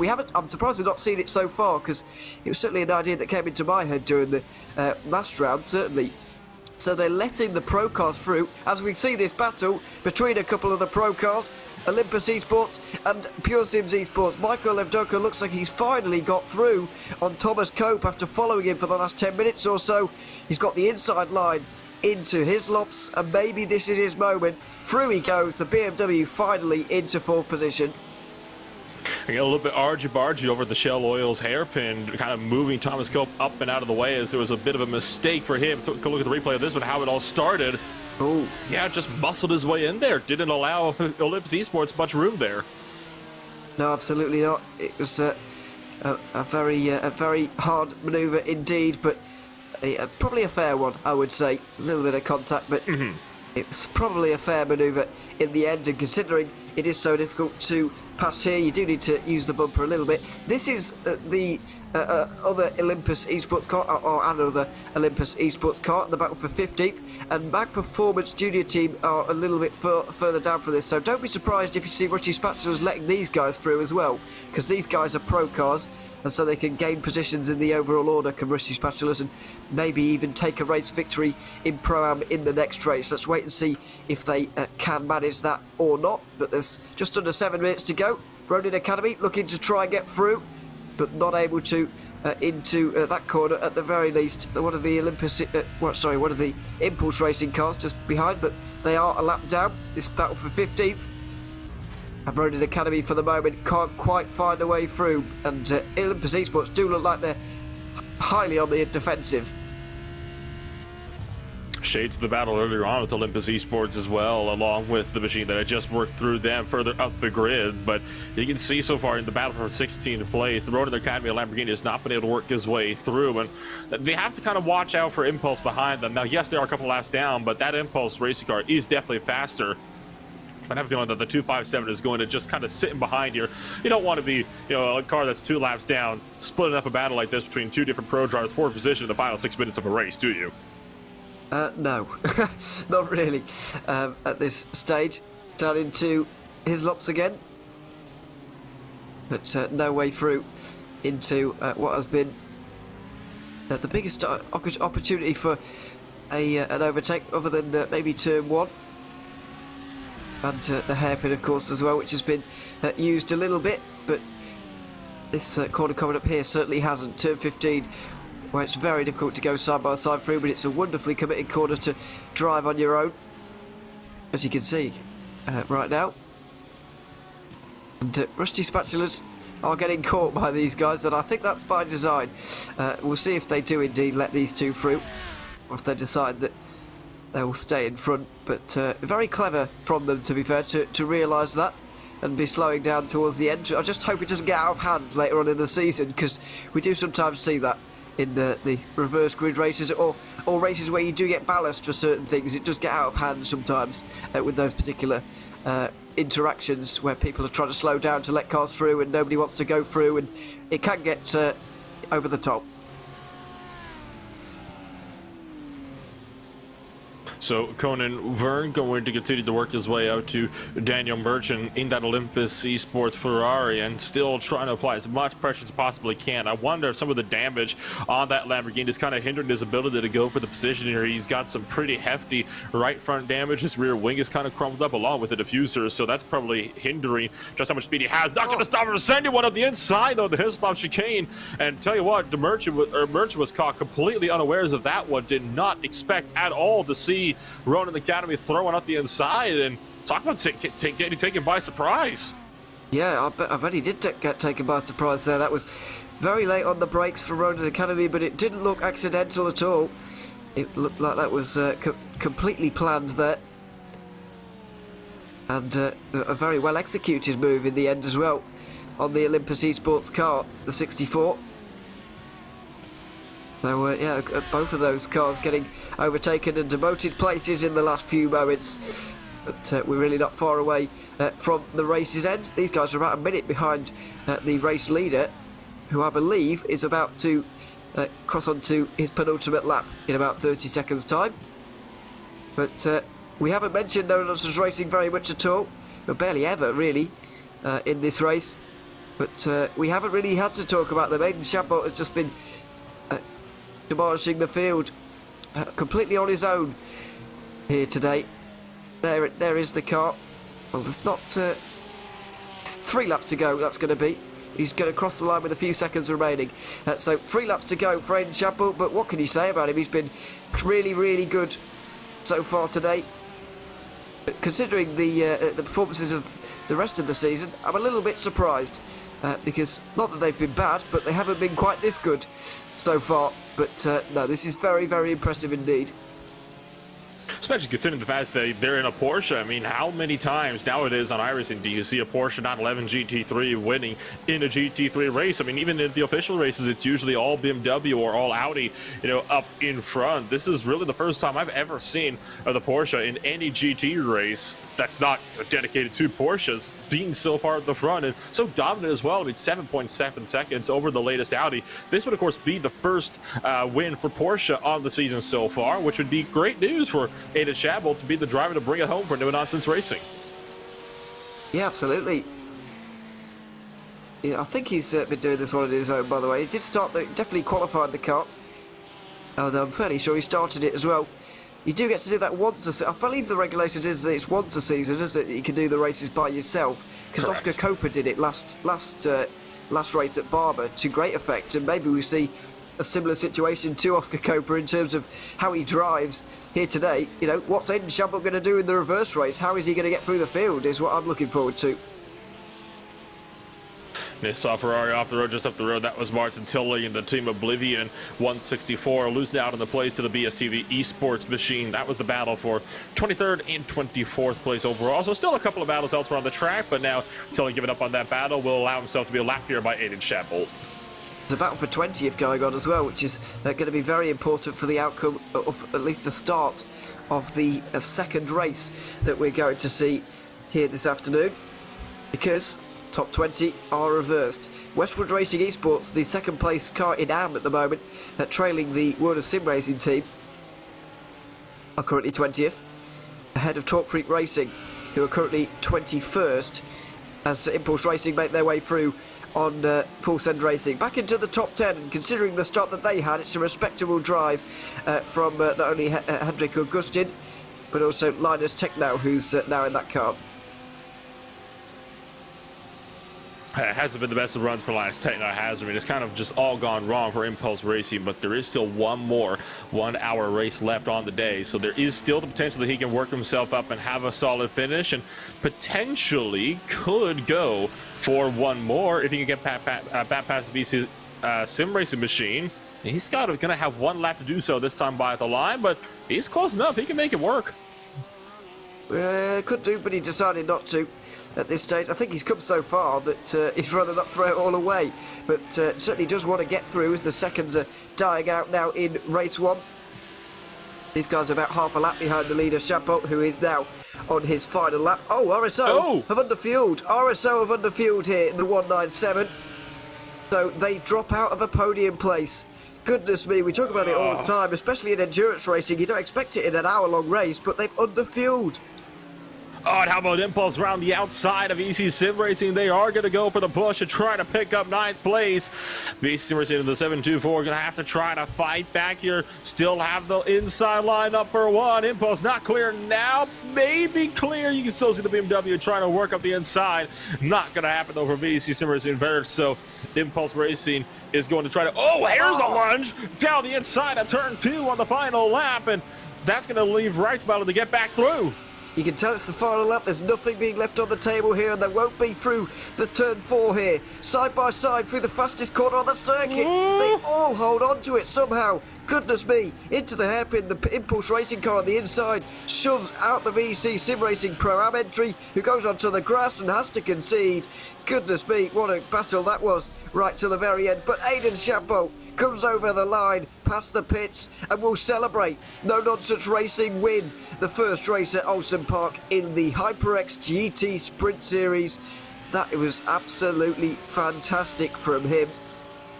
Nearly 10 seconds over championship leaders Maniti Racing, and Pure Sims Esports are going to be on the podium after RSO underfueled, and they'll end up finishing in 8th position. But what a fantastic race with great battles going on up and down the field, and a very worthy winner as well.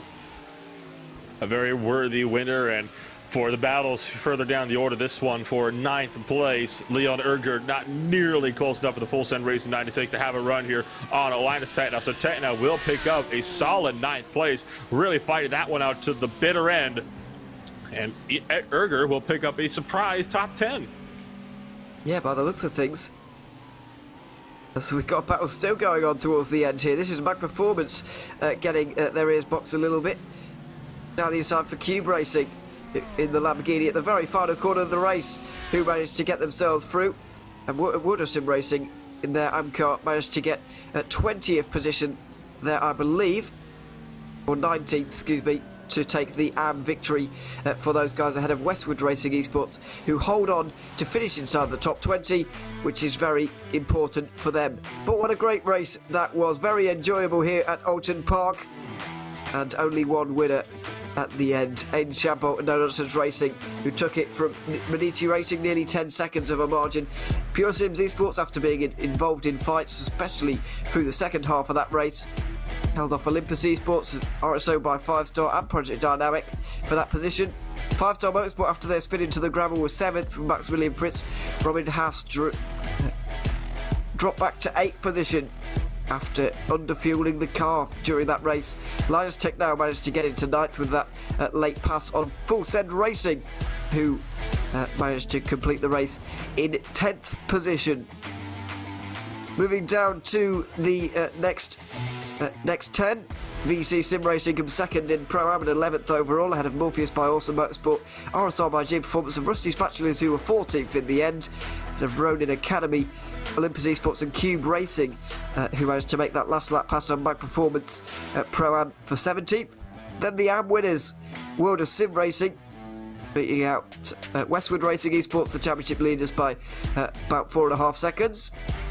And that rounds out your top 20 after 41 laps of racing. Then we've got Vector by RSR, who were in that big spin, if you remember, at turn 4. BSTV Esports were next out of Team Oblivion Racing, who were leading for a while.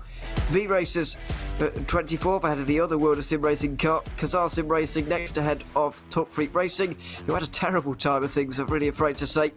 Even that spin at turn 1 started off their day as it meant to go on. VC Sim Racing were 28th ahead of a couple of Impulse Racing cars. Once again, a team in real trouble as Kazar Sim Racing finished 31st, excuse me. The 68 did get to the flag, I believe. However, they won't be picking up very many points for that. Naomi by Awesome Motorsport with 33rd, ahead of Simtech Motorsport, who retired after flipping onto their roof at the end of the first lap. Well, that was a very interesting race, I have to say, Nolan. We suspected at the start of this broadcast that Oulton Park might be a little bit difficult to overtake at, but it hasn't proved to be that way by the looks of things. I don't want to say it was easy, but the racing was good. Once again, the HyperX GT Sprint Series shows that you can really just pass anywhere. They can take any track, doesn't matter how difficult it is to make an overtake. They'll find a way to turn it into one of the most entertaining GT3 races you can find out there on the service. Yeah, absolutely. We've got some interviews to get through as well. We've got a little bit of time, really, before we really get into the next part of the broadcast because, we've got a little bit of stuff to sort out, etc. between race 1 and race 2, not least the grid itself. So we're going to do that, and I'll start off with Maniti Racing's Tim Matska, who is now going to join us here for a little bit of a chat between the two races. Tim, welcome to the broadcast booth once again. It's good to have you here. First of all, second place for Maniti Racing. Is that a pleasing result if you just look at it in isolation, not taking in account all of the stuff that happened during the race? Is that a positive result for Maniti Racing being coming home second? Yeah, definitely. Hello, first of all. Thanks for having me. Yeah, definitely positive, I think. We also beat everyone we're fighting against in the championship right now. I think we can be very happy with the result and carry on to race 2 with a positive feeling, I think. Just gonna make sure to survive now. I want to see as well, because you benefited from a lot of the battles that were going on between Pure Sims, etc. They were battling it out with everyone, it seemed. How important is it to stay out of all the battles during the next race? Because obviously you've got to battle with a lot of people starting from 19th, which you're going to do, but we saw how advantageous running in clean air was around here during the previous hour. So how are you going to manage that, trying to get through everyone but stay in clean air all at the same time? Well, I think it's not gonna be possible to stay in clean air, and it will be really hard to avoid battles. I guess just have to look at the situation you find yourself in and then decide when to pit, because that's really the only option you have in terms of staying out of battles. We were able to, I think our strategy worked really well. We jumped 2 cars in the pits and then also had fresh tires. So the strategy was on point with when we pitted, with the lap cars and the others fighting. Everything played into our hands with that. But in the second race, well, you have a 10-minute window to pit, so you kind of have to see, do I stay in the traffic I'm in now, or do I pit and hope for clean air? But you could as well just end up in a different battle, or just other cars that are even slower maybe. So I think you just have to react to the situation and be a bit lucky as well where you come out if you decide to pit early. Yeah, of course, a little bit of luck does help. But Tim, thanks very much for coming to join us. It's good to chat to you, and good luck for the next hour in the reverse grid race. Yeah, have fun. See you. Ciao. Thanks very much to Tim Matska of Maniti Racing, who has joined us now. We've got a couple more here. Nolan, I'll bring in Aidan Shabbo, if you wouldn't mind having a quick chat with our race winner from race 1. I would not mind at all. So, Aidan Shabot, you joined us up here in the broadcast booth. First win for Porsche this season, and I have to say, in dominating fashion in race 1.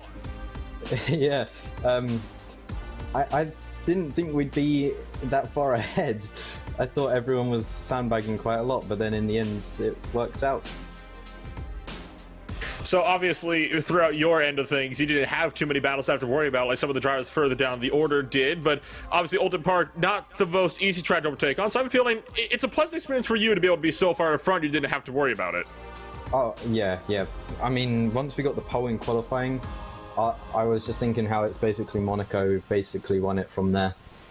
As long as you get through T1, it's pretty much done for. Of course, that's not going to be the case in race number 2. You've got yourself now starting down at 20th place. You think you'll be able to work your way back up and finish on the podium for a second time in a row? It will be very difficult. It's so difficult to overtake around here. It's going to be a challenge, but we'll see what we can do. And sometimes that's all you have to do is just try to gather things up, see what you can do, and hope that things can kind of fall together into your hands. It certainly felt that way for you in race number 1, and hopefully it'll be the same way in race number 2. Good luck. Thank you. That was Aiden Shadbolt in the No Knots racing number 20, winning race 1 in dominant fashion here, Ewan, and looking to potentially have a good run as well in race 2, although he is going to have his work cut out for him. He certainly is, but we look forward to seeing how he deals with that in about 10 minutes' time when we get underway. We do have a couple more. Let's bring in Thomas Cope from the Olympus Esports team to have a quick chit-chat about race 1 with him. Welcome along, Thomas. Good to have you here. You had a great fight with Pure Sims and, well, with everybody, really. It was a great train. We were glued to it throughout the race. It was very entertaining for us indeed. But what was it like to drive it? It looked a bit crazy, I must be honest.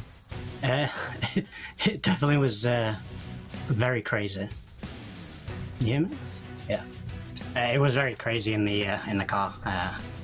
It was making quite a few moves up the inside, which I was trying to block off. But he was doing a good job trying to do what he could. Just happy that he didn't put me off in the end. Well, absolutely. It's easy to make contacts around here, I guess, and easy for things to go wrong. One more thing as well, because we saw so many battles in terms of pack battles in the last race. We're likely to see a lot of that in race 2. How are you looking forward to working your way through the order? You're going to be starting quite a long way back in this race.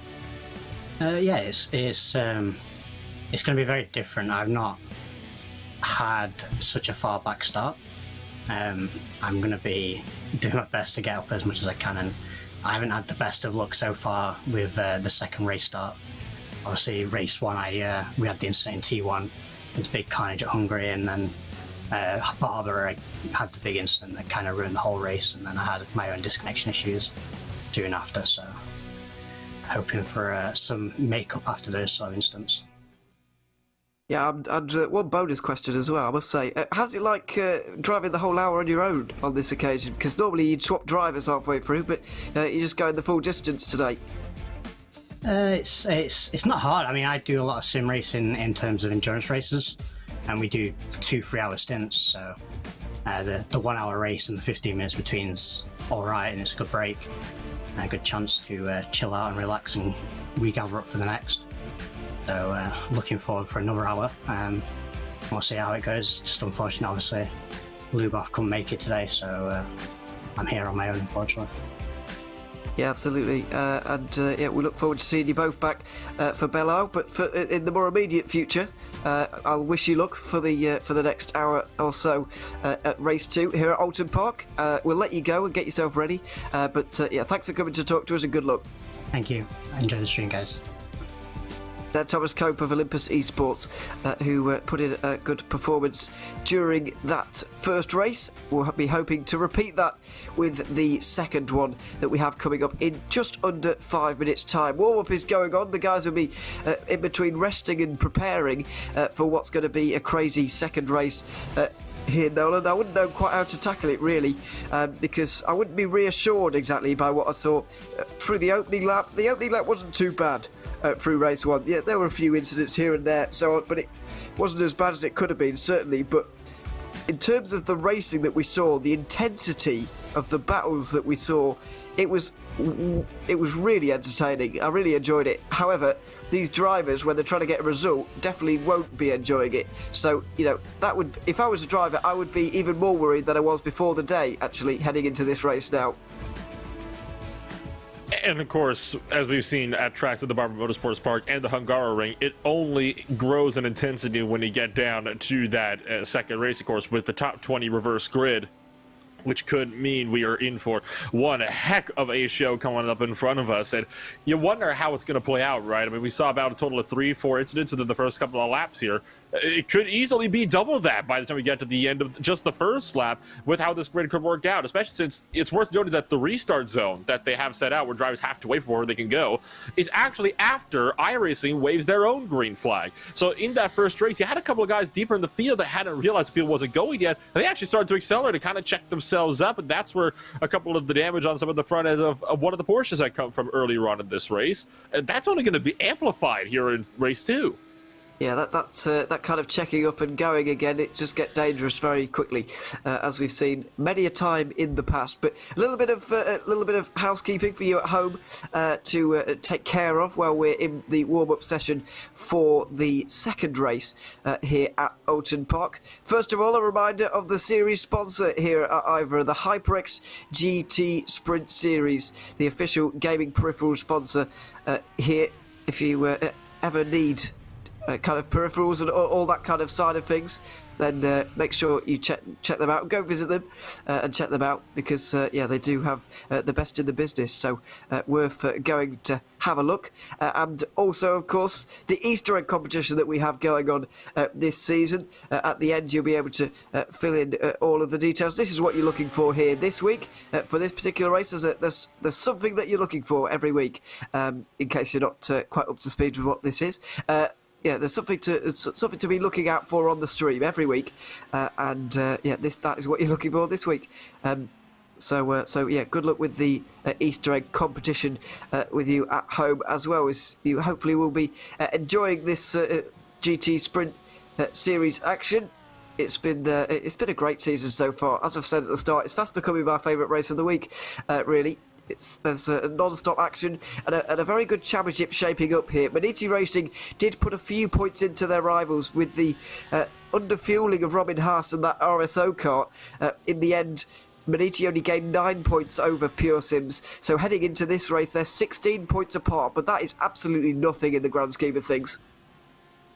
And I have a feeling that Pure Sims probably could have finished up higher, right? I mean, they could have finished up in second place, but they were so busy duking it out with 5-Star Motorsport as well as Olympus Esports that they just lost all the time that they probably gained. I mean, by the time that battle got sorted out, they had lost 7 seconds up to Maniti Racing, showing just how crucial it is that if you are going to start a battle and you're trying to go for position further up the road, you have to get it done quickly. You cannot afford to just wait around. No, you definitely can't. And yeah, an hour does sound like a long time, but here you do have to take your chances when they do arise. Project Dynamic, I mean, what more can we say about them? It was another dominant performance from them in Pro-Am. You know, nobody seems to have an answer for them at the moment.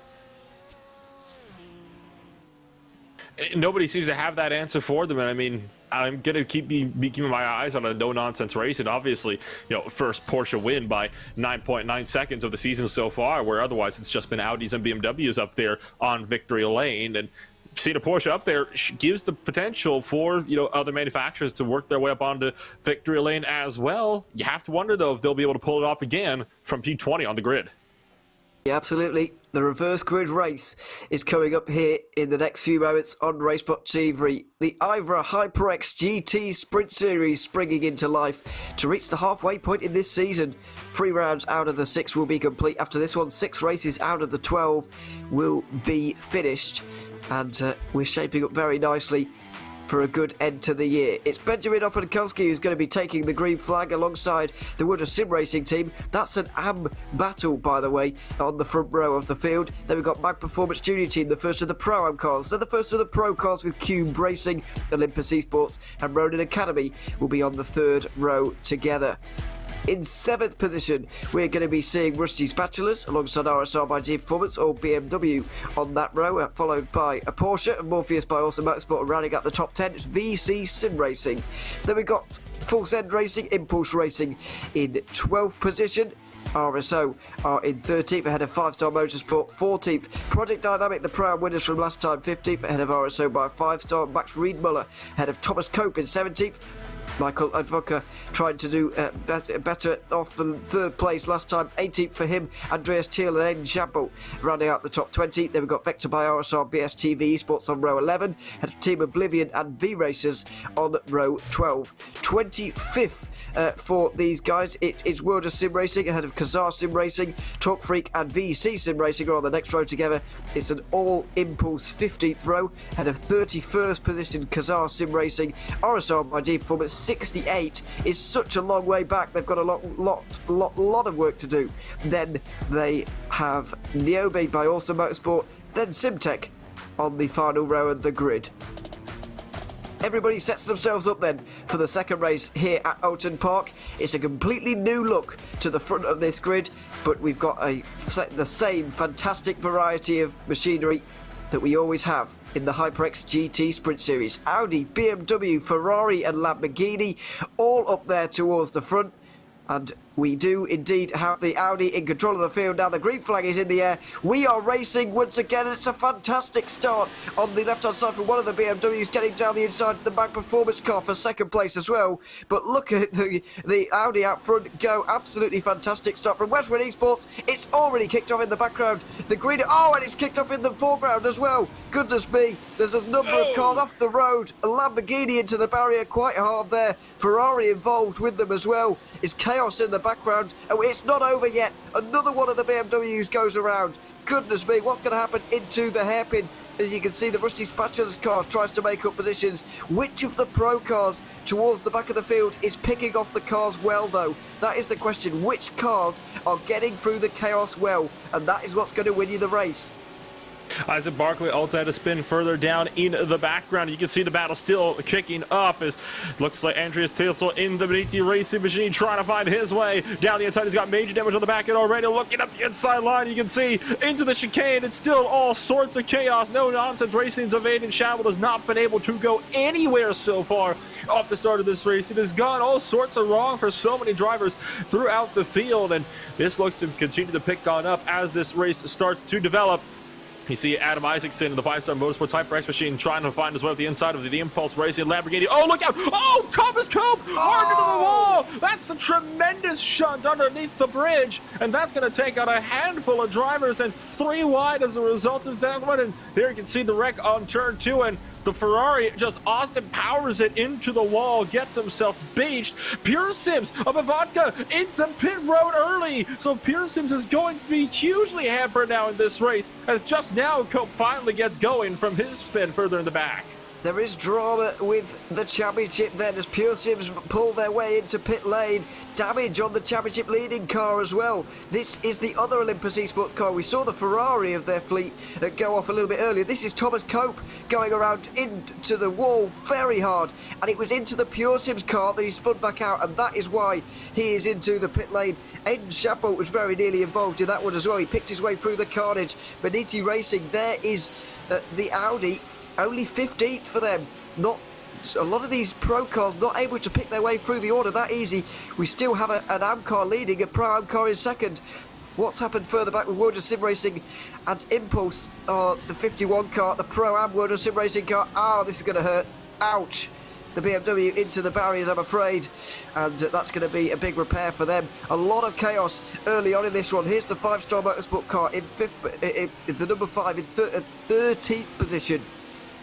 So none of the cars, I was going to say, which cars pick off the opening laps very well, often go on to win, but none of the cars have really done it great. I guess the best of them, Team RSO, the 197, they're looking good so far. Just put themselves up into 6th place. Looking at the inside of RSR by G Performance, Anthony Bassano for 5th place. Look at how tight that gets on the back bumper of the BMW. Looking left, looking right. Nebelsic opens up the inside and is going to send one down the inside of Bassano through turn 2. Picks up now 5th place. So already Nebelsic has gone from 13th to 5th. Here comes Skella trying to find one up the inside now. As you see what happened to David Barraclough as well. Just a spin of the exit of the final corner through Lodge. Hard into the barriers. Skella trying to look at the inside of Anthony Bassano, coming through the very fast left-hander up in towards the Shell Oil's hairpin, but it wasn't happening. No, absolutely not. So looking up front at the moment, we've got Mag Performance looking like they're trying to go down the inside of Westwood Racing Esports, but not able to for the moment. Project Dynamic, the Pro-Am winners from the first 5 rounds, are looking very strong on the back of their rivals VEC Sim Racing. Rusty Spatula's not too far behind. Here's what happened to VEC Sim Racing, their other car. Oh, they got hit by, I think that's the 68. Oh, Dear me. Not Oscar Coper, he's handed over to his co-driver. They've already made their way up the order to 21st. Boris Ango Avando got into the back of the Rusty Spatula's car. Impulse Racing now applying the pressure to Project Dynamics, so they're down the inside. And it's difficult to know where to look at the moment as RSO make up another position as well, side by side with the 2 Lamborghinis. Impulse Racing on the inside line, Project Dynamic on the outside, and they're going to win out by the looks of things. The push wide through turn 1 though, but Impulse is forced to tuck back in line. Up front, there you see Porsche trying to go on the outside of Pisano. RSR is under fire by Morpheus here. And Skella trying to find the inside line, but Pisano making that a wide BMW, as wide as the track itself. No room for Skella to make up a pass, and it'll remain 69 in front of the 72 up into the oil shells hairpin. Look out for Impulse under fire from 5-Star Motorsport on the left-hand side of the screen. It's just carnage wherever you look at the moment. Drivers trying to dice left and right, trying to make up these spots early before they lose too much ground up to the guys themselves. Don't discount that race lead battle as well. Just a quarter of a second separating them. That is potentially heat up at any time. There's a lunge from 5-Star up the inside of Impulse, putting the Lamborghini down another place. That is a nice move into 11th position for the 5 as they make their way up the order, putting distance between themselves and Maniti, who are struggling to be even inside the top 16 at the moment. 17th position for Andreas Thiel. I think that damage that you highlighted on the lap 1 here is actually hurting them, because they're not making progress and they're not doing the pace that they were side by side a little bit further back. This is even outside the top 20, where battles are still going on. The battle for the lead is also going on, because Ronin Academy have managed to get themselves involved now ahead of Mag Performance finally, and now applying the pressure to Westwood Racing Esports. Here's Aiden Chapeau down the inside. He goes one of the one of the BMWs. Full Send Racing going to get the inside line for Cascades, which might mean they're going to go through here. Impulse Racing waiting on behind. Andreas Thiel of Maniti also waiting in the wings, but no way through just for the moment. Battles absolutely everywhere. And there you can see up in front, Westwood under serious fire. Here comes Ronin Academy for the race lead up the inside line, and Obukowski not able to defend at all. Van de Wedge is going to go up into the race lead now easily before they get down to the hairpin. I have a feeling that the 87 car just kind of let them have them. I mean, they're already in the AM race lead. That's a pro car ahead of them now. No point in battling that one out. Yeah, absolutely. It would be a near miracle if they managed to hold on to the overall lead. There's a big moment for Morpheus by Oulton Motorsport. They dropped down the order, and I can only guess what's happened at Knickerbrook. Somebody has nicked their nose on the inside line when it wasn't really needed. Or what? Did they do this on their own? There's no car near them. Oh no. Oh. Stefan Scheller, he's in such a good place in this race, and he'll be kicking himself. Bad news for himself, so that is not good at all for Skella, but still has lots of time to make those places back up before the end of this race. And you can see up in front, the Ferrari still trying to poke his way past the Audi. That is Mag Performance looking at the inside of Team RSO. But Nebelcek keeps Carbonari at bay for the time being. Just behind them, it's a double BMW battle for 5th place. RSR, driven by Anthony Bassano, up the inside of Del Olmo. Oh, and dumps the 157 machine! And was that on purpose? I mean, left him absolutely zero space to even start turning into the corner. And it's all stacked up behind. Rusty Spatula's going side by side with VEC Sim Racing, who've gone out wide and into the barriers very nearly. 5-Star Motorsport go out wide. They lose 3 places. Goodness me. RSO are going to try and get through on Impulse now, who are now battling over 8th position. Excuse me. Rusty Spatula's under pressure from Project Dynamic finally for 2nd place in Pro-Am. Side by side into Hislopson. RSO have to give that one up. Aiden Chapeau is in 10th position now. Watches on from behind. What on earth was going on there? That was messy. World of Sim Racing going around. They're going to be disappointed. VC Sim Racing as well. 5-Star Motorsport just seemed to follow them off, drive wide, and lost 3 places themselves. This is craziness at the moment.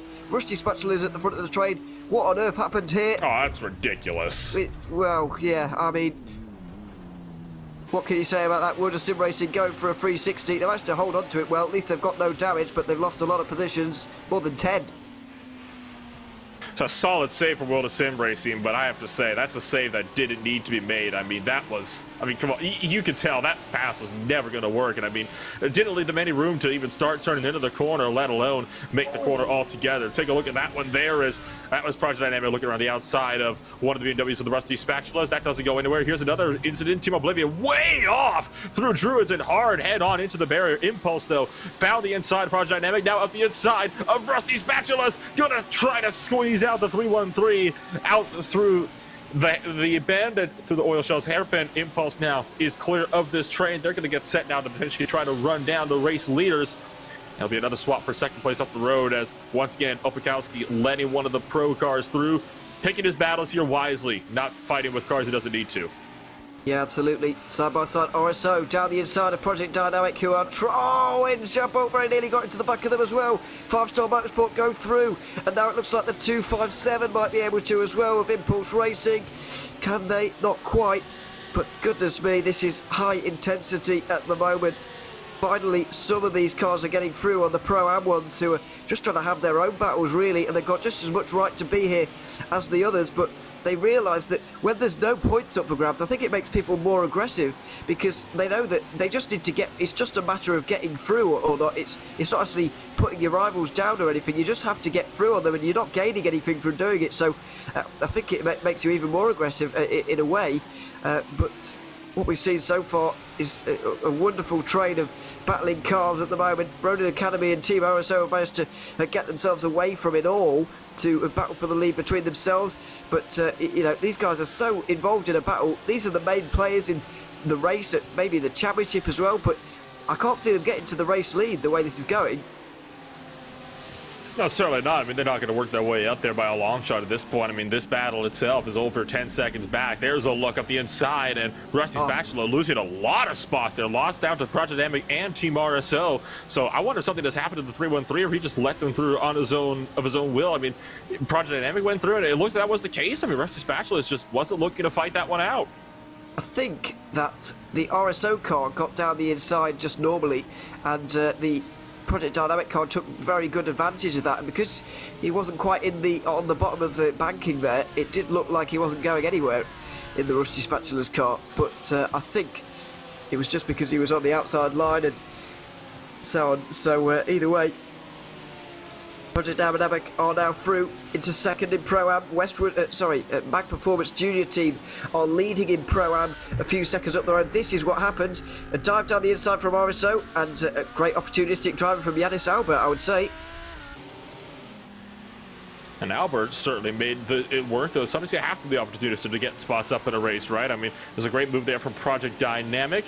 I can see Adam Isaacson, 5-Star Motorsport, still trying to look at the inside of Rusty Spatulas. Sapala looking to potentially fall further down the order. The 313 hanging it wide, letting the Porsche have the space at the inside line, but still gets pushed towards the right-hand side of the track at the exit of turn number 2. And got Aiden Shadwell, just the wings, filling up the rear-facing camera on Isaacson in the middle of that cockpit, letting know he is there. Isaacson down the inside of the oil shells hairpin. Doesn't get to stop in time. Bit of a bumper there and a hip check. Gonna make his way through, and Shadwell takes advantage. He goes up on Rusty Spatulas, and here comes Impulse Racing's 257. Also trying to get some speed up as well. That Lamborghini is looking very, very strong and is right on the cusp of being able to punch his way into the top 10. Going to make the spot up on Rusty Spatulas. Trying for those nonsense racing as well, but just doesn't have the space. Goodness me. A lot of positions lost there for the 313. And the couple of Porsches and Lamborghini go through with relative ease. The 63 Lamborghini has got through on the 69 RSR by G Performance car as well in the last few moments for 5th position in the overall race and 3rd position in the pro category. So this race is all kicking off right now. We saw it Hungaroring and Barber. At this stage in the race, the pro cars were swarming the top 5, but we've got an AM car in 3rd at the moment, and they're not really under fire that much. So this just shows that the battling costs you so much at Oulton Park that I think this is between Ronin Academy and Team RSO for the win already. We already know who's going to be 1 and 2. In quite what order, we don't know, unless they really start fighting a lot. But these guys have already been involved in so many fights that it's impossible to count them as potential race winners, I would say. Look further in the background, Maniti Racing on the inside of VC Sim Racing up towards the bend, and they're going to make that pass work through Island Bend and through Shell Oil's corner. Here comes Full Send Racing going full send up the inside of the hairpin. And full sending VC off the track. It's the 68 is going to capitalise. Goodness me, where'd they come from? They're in the top 15 all of a sudden. World of Sim Racing gets up a position because of that as well. But yeah, that did look a little bit rude through the banked bit of hairpin there. Goodness me, that was yeah, a bit of a hip check, and probably not necessary either. But it's not the widest track in the world, is it? So I guess these things do happen. But Full Send Racing continue on with their day, I suppose. Yeah, have a look at this again. Just a track narrowing, or was this Full Send Racing a bit opportunistic, maybe? Hard to tell, really. 50-50. 50-50, I would say. Yeah, 50-50 is probably a good assessment of things, really. Project Dynamic on the back of the 69 car, by the looks of things. Team RSO by 5-star just up in front as well. But the problem that Project Dynamic have is that these two cars are separating them from the real battle, which is the Pro-Am leaders, who are 5 seconds up the road. So it's not good news that they want to go for that Pro-Am lead, of course. So they're going to have to kind of work things together here and try to work their way around. And we'll kind of take a bit of a look here as to how this could play out. You can see Pisano losing a bit of time back to the Project Dynamic Lamborghini, driven by Yannis Albert at the moment, the 21 car. He's doing a solid job so far up in P8 overall. Looks for the inside of Pisano. Pisano trying to cover. Gotta leave the space though, and Albert gonna find one down the inside. Drag race of the late breakers. Oh, there's a bit more contact, but Pisano gets that spot done. He'll have to fall back into one, it would say. Oh, bit of a dive, an attempt at a dive for the 257 there, but nothing really doing for them. So yeah, these battles continue on. Less than 10 minutes until we see the pit stop window open, and for some that cannot come soon enough, because these guys do want to get out of traffic quite badly. Oh, as we've seen, oh, Ronin Academy are back. I thought we'd lost our race leaders then, but they're back, thankfully. So all is good there. Ronin Academy versus Team RSO is still going on up front, but it's not really a battle just for the moment, which is why we're not seeing it, because 1.3 seconds Tango van der Vijay has got over Cedric Nibelsek. It may turn into one later on in the race, but for now they're still a second and a bit apart. Going through turn one, a number of cars all at once. VC Sim Racing looking to get back up through the order after hitting their ears box for the last 10 minutes or so. But they're down in 18th now, I'm afraid, as the awesome motorsport car has got through. One of them has, and another Impulse Racing in behind them. So in terms of the championship leaders, we've seen Pure Sims in the pit lane. We've got the 68 car sort of making progress, but they might well get a penalty for one of the things they did, and they've already lost a lot of points today. We've already got Pure Sims are actually out, by the way. Maniti Racing only 13th.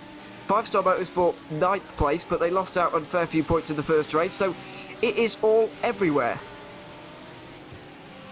Oh, and one off the track, though, for the World of Sim Racing team.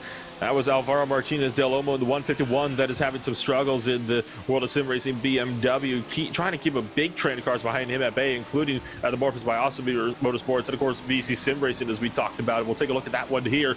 Just too deep on the brakes by himself, had to cut across the chicane, took a bit of a slowdown penalty, but that's all going to be well and sorted, except maybe not, because that battle looks to be picking on up as time goes on. You can still see this one going on here. There's the lunge from Morphers up the inside. Oh! Boxing World of Sim Racing out wide, and here comes Reith Muller in the 724 trying to punch his ticket through, which would put him up to 17th place.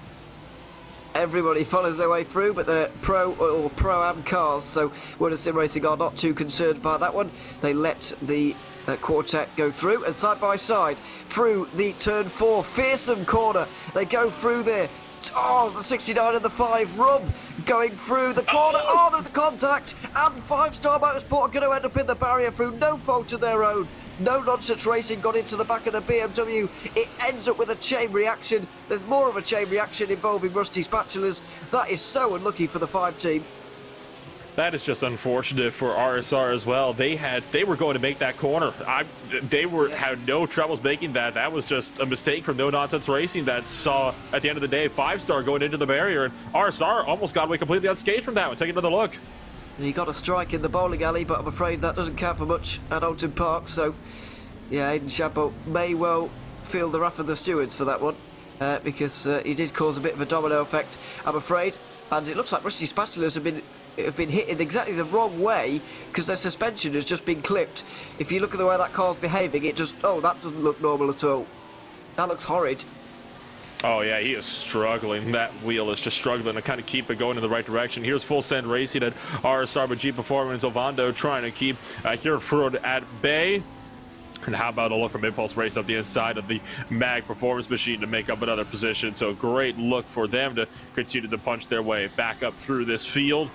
And that puts Impulse now up to 4th place, which is, I believe, about the highest they've been so far in Race 2 overall. I think that is correct. Mag Performance still falling back and falling into the clutches of Project Dynamic, who are looking to take a 6th race victory in a row in that Pro-Am category.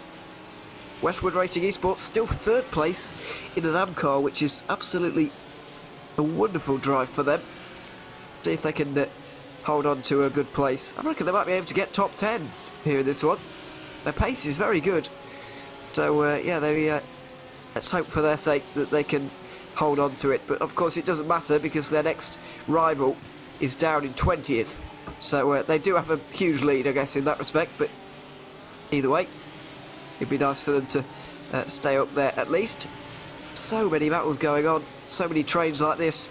And Rusty Spatula's just trying to hang on to the pit window by the looks of things. We've commented on how badly handling their car is, but you can't come in yet and make your mandatory pit stop. They're waiting another 4 minutes and just trying to not crash into anybody at this point.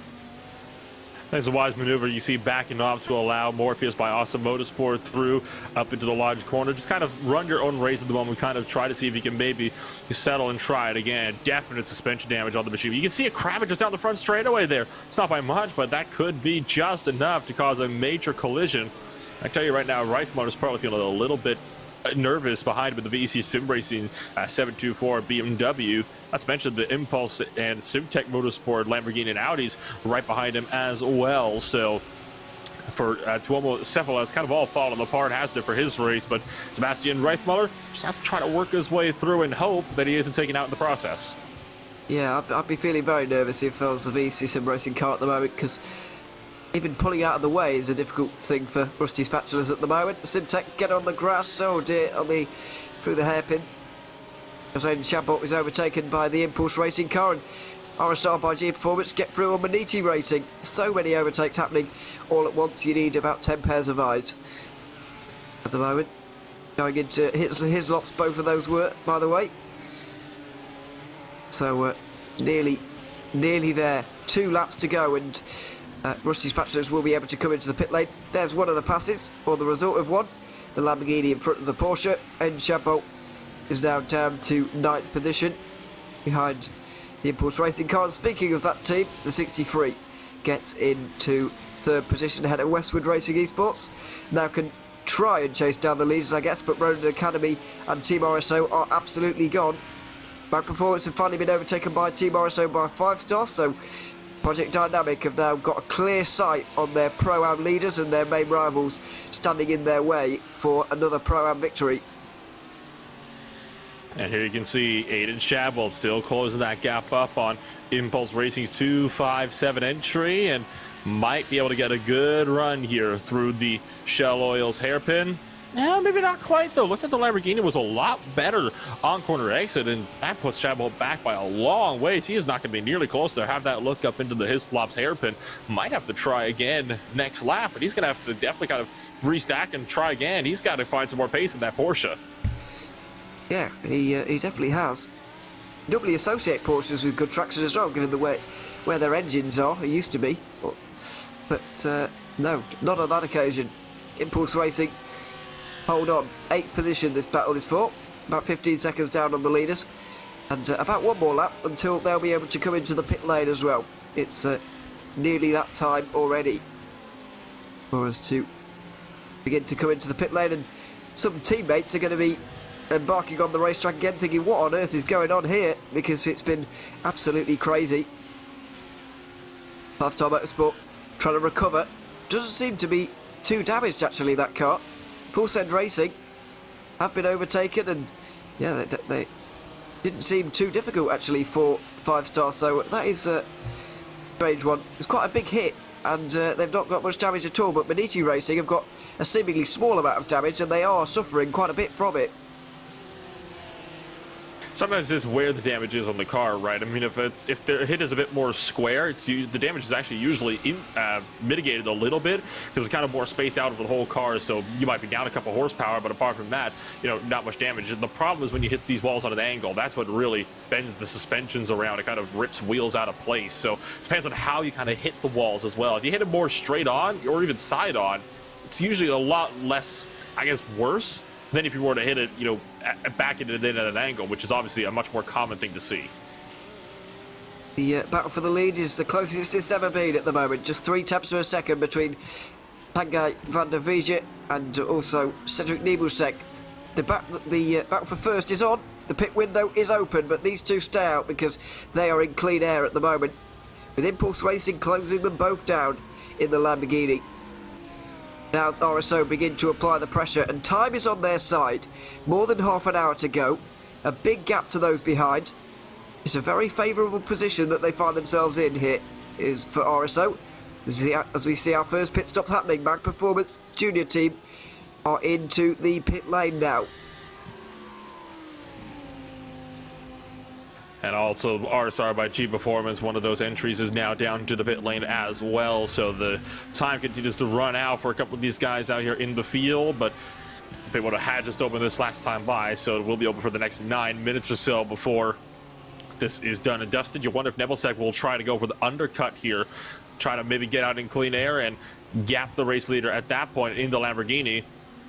Probably would be the worst of ideas, but at the same time, you put yourself up into the lead and then pit first. That almost guarantees you're going to be coming well back out into the race lead when everything cycles through. Through they go again. Nebulsek just applying the pressure. And comparatively, these two are in clean air compared to what we've seen so far down there. But Nebulsek might feel like he could go quicker here. So the temptation would be to come in, but I would certainly leave it for another 5 minutes here if I was him, because they are in clean air and it's important around here to get that so that you're not involved in whatever we've seen over the last 20 minutes on our screens. So we may well see this situation for the next 5 minutes or so, but I wouldn't be waiting till the very, very end for this car to come in. Certainly I would try and come in on a different lap. You'd also seen one of the Audis worked his way past yet another one of the Audis. That was the Team RSO machine. One of the pro drivers working his way past the AM driver of Westwood Racing Esports, so there was no issues in that battle. Just a pro car overtaking an AM car. It's usually a lot more civilized than some of the pro battles we've seen so far over the course of the day. So Nebulsek going to try to take that race lead away from Tanguy van der Veege. And the Ronin Academy Lamborghini looked for the inside, but too far back. I think at that point just kind of wanted to break his own draft a little bit there, right? And make sure that you're not going too fast, that you're going to overshoot and run over the guy in front of you. Well, yeah, absolutely. As we've seen already this race, Adrian Chapeau, etc. We saw that a little bit earlier. But through Druids they go, through turn 15 and over the crest into the final corner with 32 minutes remaining in this race. Still nearly 7 seconds of a gap behind them, which is comfortable. And now Ronin Academy blink first. I wonder why that would be. Trying to cover off an undercut maybe, but they better hope that they don't find themselves in traffic here, because otherwise this strategy will unfurl completely as we see two championship contenders now get together. Maniti Racing versus 5 Star Motorsport. All of a sudden, that Maniti car does look a little bit damaged on the rear end. Didn't quite see how that got picked up, but it does look like it would affect the handling. I have a feeling that would have come from the early race checkups here when everybody was kind of still stacked up together. You were going 2-3 wide everywhere you could find on the racetrack, because he already had that damage, really even got down to the oil shells hairpin. So likely those start line checkers that I mentioned just before the green flag dropped. You see Adam Isaacson also waiting in the wings of the 5-star Motorsports HyperX machine. The Porsche being very patient here on the Mini-T Racing Audi. That's Rusty Spatulas off towards the inside. What on earth are they doing there? How have they got there as well is the other question. But what a miserable race for them.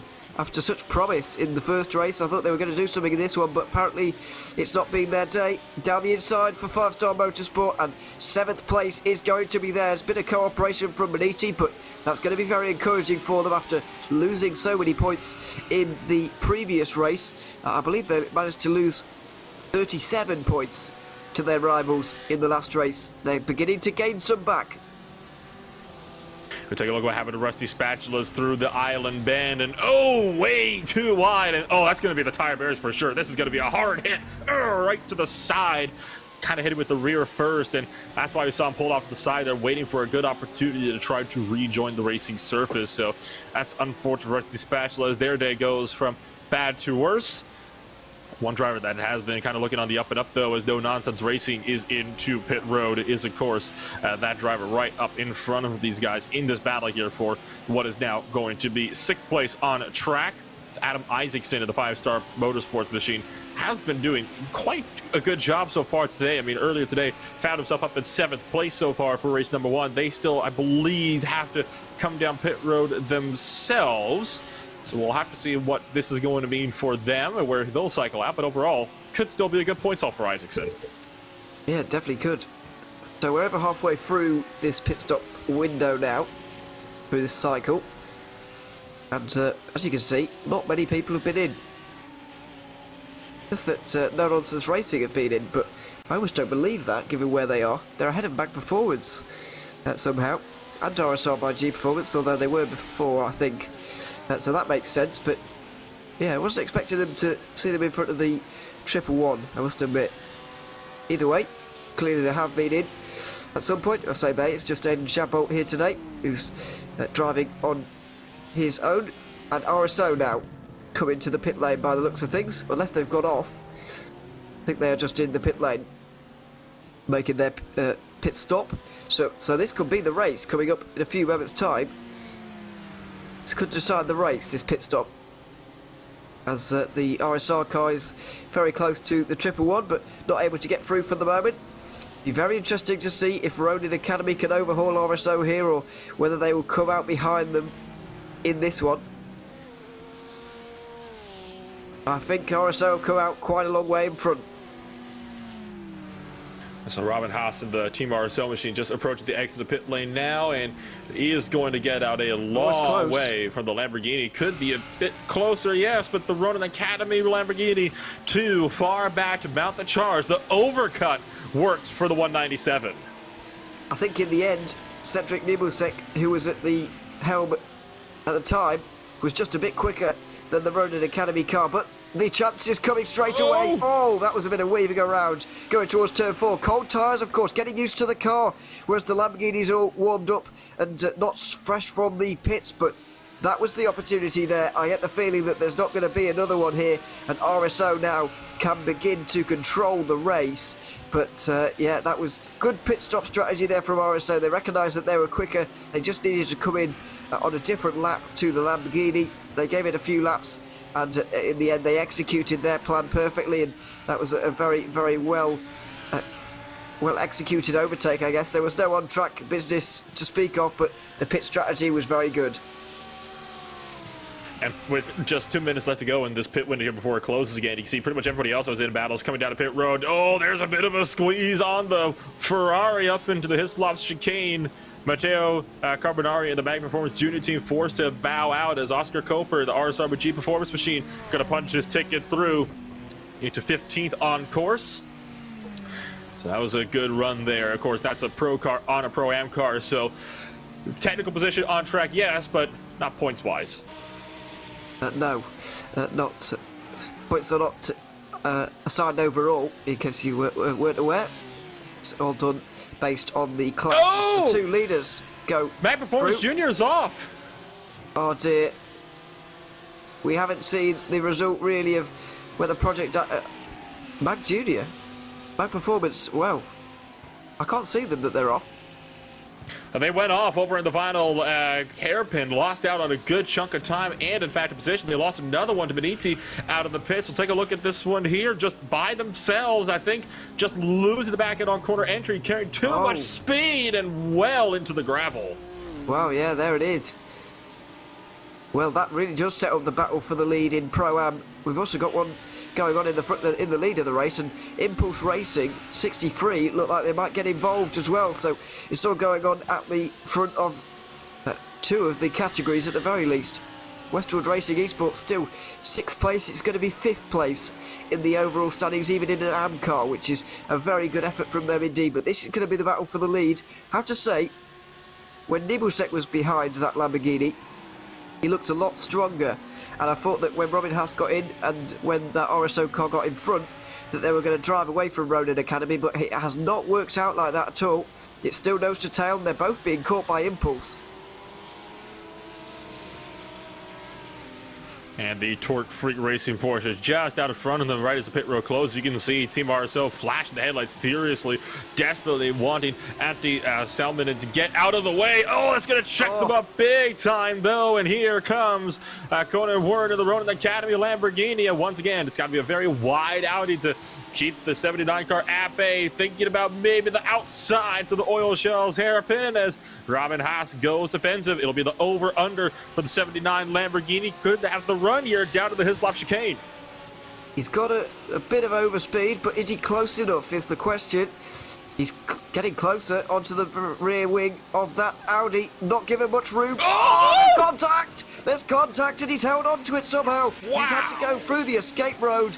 Oh my word, that's going to be talked about afterwards. Ronin Academy and Team RSO come together, and they are not going to be happy with each other. Look at the amount of slowdown that Conan Byrne has got.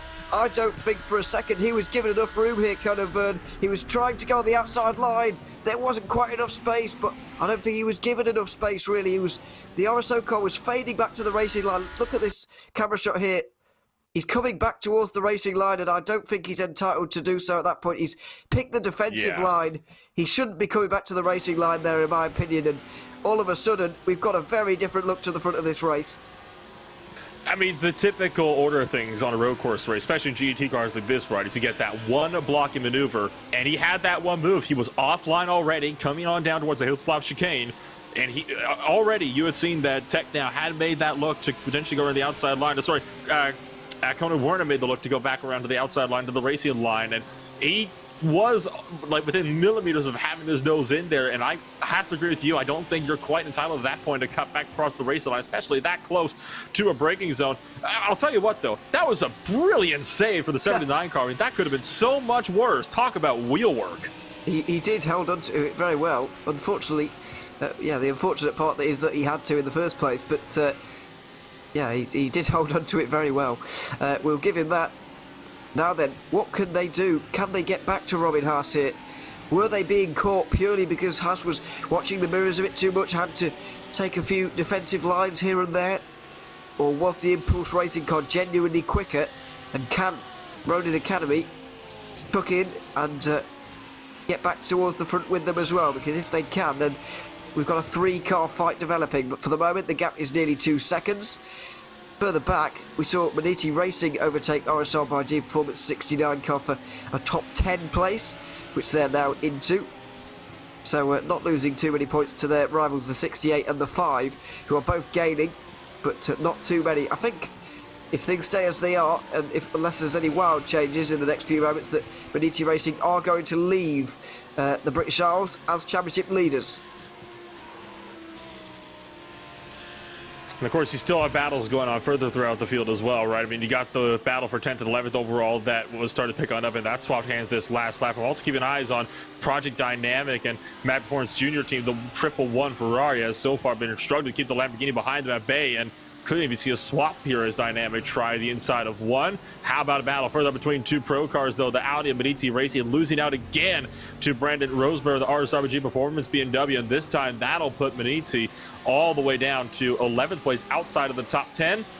And just behind them, there is the Project Dynamic Lamborghini. Tried the inside of turn 1, didn't quite work. Tried the inside again of the island bend. Oh, the Ferrari runs wide, trying to make space, and then that almost in turn cost Project Dynamic. Oh, Full Send thought about it as well. They really are living up to their name today, but this is the battle for the Pro-Am lead between Mag Performance Junior Team and Project Dynamic, who've won the first 5 races, looking to go 6 out of 6. Into Hislops, here he goes, inside line. Is there room for the both of them? They're going to try and go side by side. There isn't room. The Lamborghini goes through. The Pro-Am lead changes with Project Dynamic. It's a familiar face back at the front. Mag Performance held on for a very long time, and they held on respectively, but they've not been able to hold on for the extra 20 minutes that they needed to. And Project Dynamic are back to the front. 12th position overall and first position in Pro-Am once again. And now you can see guys like Full Send Racy trying to potentially have a run up as well. You saw him try to look for the inside potentially through the Druid's corner. It didn't quite work out though, and he had to back out. That cost him in a massive run of what could have been a lunge up into the Lodge corner at that final hairpin. Didn't quite work out for him. 6th place swaps hands as well as Ada Shadbolt made up the pass through the island bend on Tim Spesser, the Westwood Racing Esports crew, in their number 87 Audi. So looks like Shadbolt continues to work his way up, and at this point I think he's out of a shout for a race win. Yeah, probably at this stage. I think everybody other than the top 3 are, given the amount of time that we have left. But Impulse Racing, despite Ronin Academy, are not really able to make too many inroads, but they could get there late on. Impulse Racing though, in a straight fight with Team RSO, look quicker, and so we may well have a race on to the end of this one between the two of them. And judging by the first battle, how that went with RSO and Ronin Academy, we're in for a very tasty one, with Impulse now involved as well, trying to get through.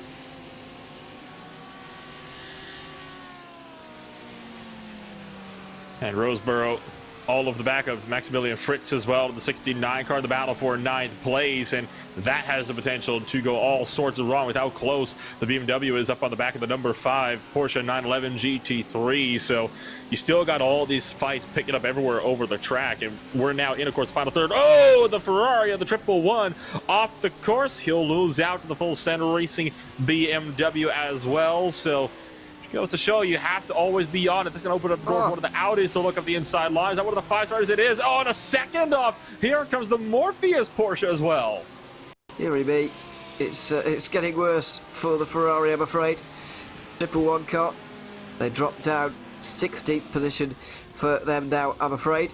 I think the 256 is another Pro-Am car coming up next. This is a moment. Robin Haas holds on to it, but he loses a lot of time, and all of a sudden the race for the lead is back on. We've got 3 cars covered by a second, 18 minutes to go.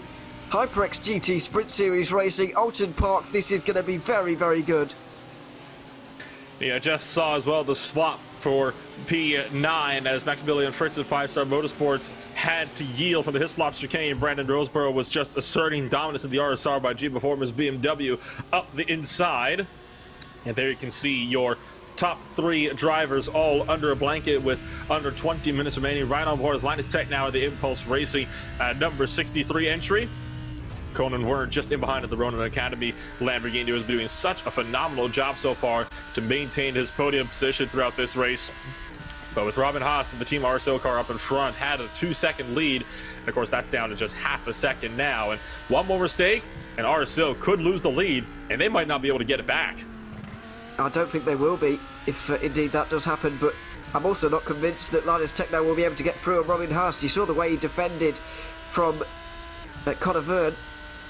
It was Conan Verne, excuse me, who was, well, right about here, down into Hislops. It got a little bit too close for comfort. So will Tech now get his nose in front in this situation? Will he get his whole car in front and drive off away? Because you're right, if he does get through, then I can't see RSO really responding. But will we get to that situation is another situation, because with just over 15 minutes to go, it's not an impossible distance to be defending from the front. If we had an hour and 15 to go, then you'd be having question marks, but we haven't. There's not that long to go, and it is certainly possible that Haas can defend his way to victory here. You still see Linus Tech now trying to apply pressure to Robin Haas. The gap is closer, half a second, down to just 0.2. Extends to about a quarter of a second on the exit of turn 1, but this is, of course, to be expected as the gap ebbs and flows. But one more good lap like that from Linus Tech now, and he'll be all over the team RSO 197. 0.3 apart for them, with coming up to 15 minutes to go and about 40 seconds time here. You can see Robin Haas having to do everything he can to keep Linus Tech now at bay, but one good drafting run out of one of these sharper corners and it could all be over. Yeah, absolutely. Up towards Hislops again, and it's a good run for the Impulse Racing car. Look at this, on the outside line, here he comes. Linus Tech now is going to try and go through on Robin Haas, who's got the inside line. We've seen this before. Neither of them are going to yield. Side by side into the chicane.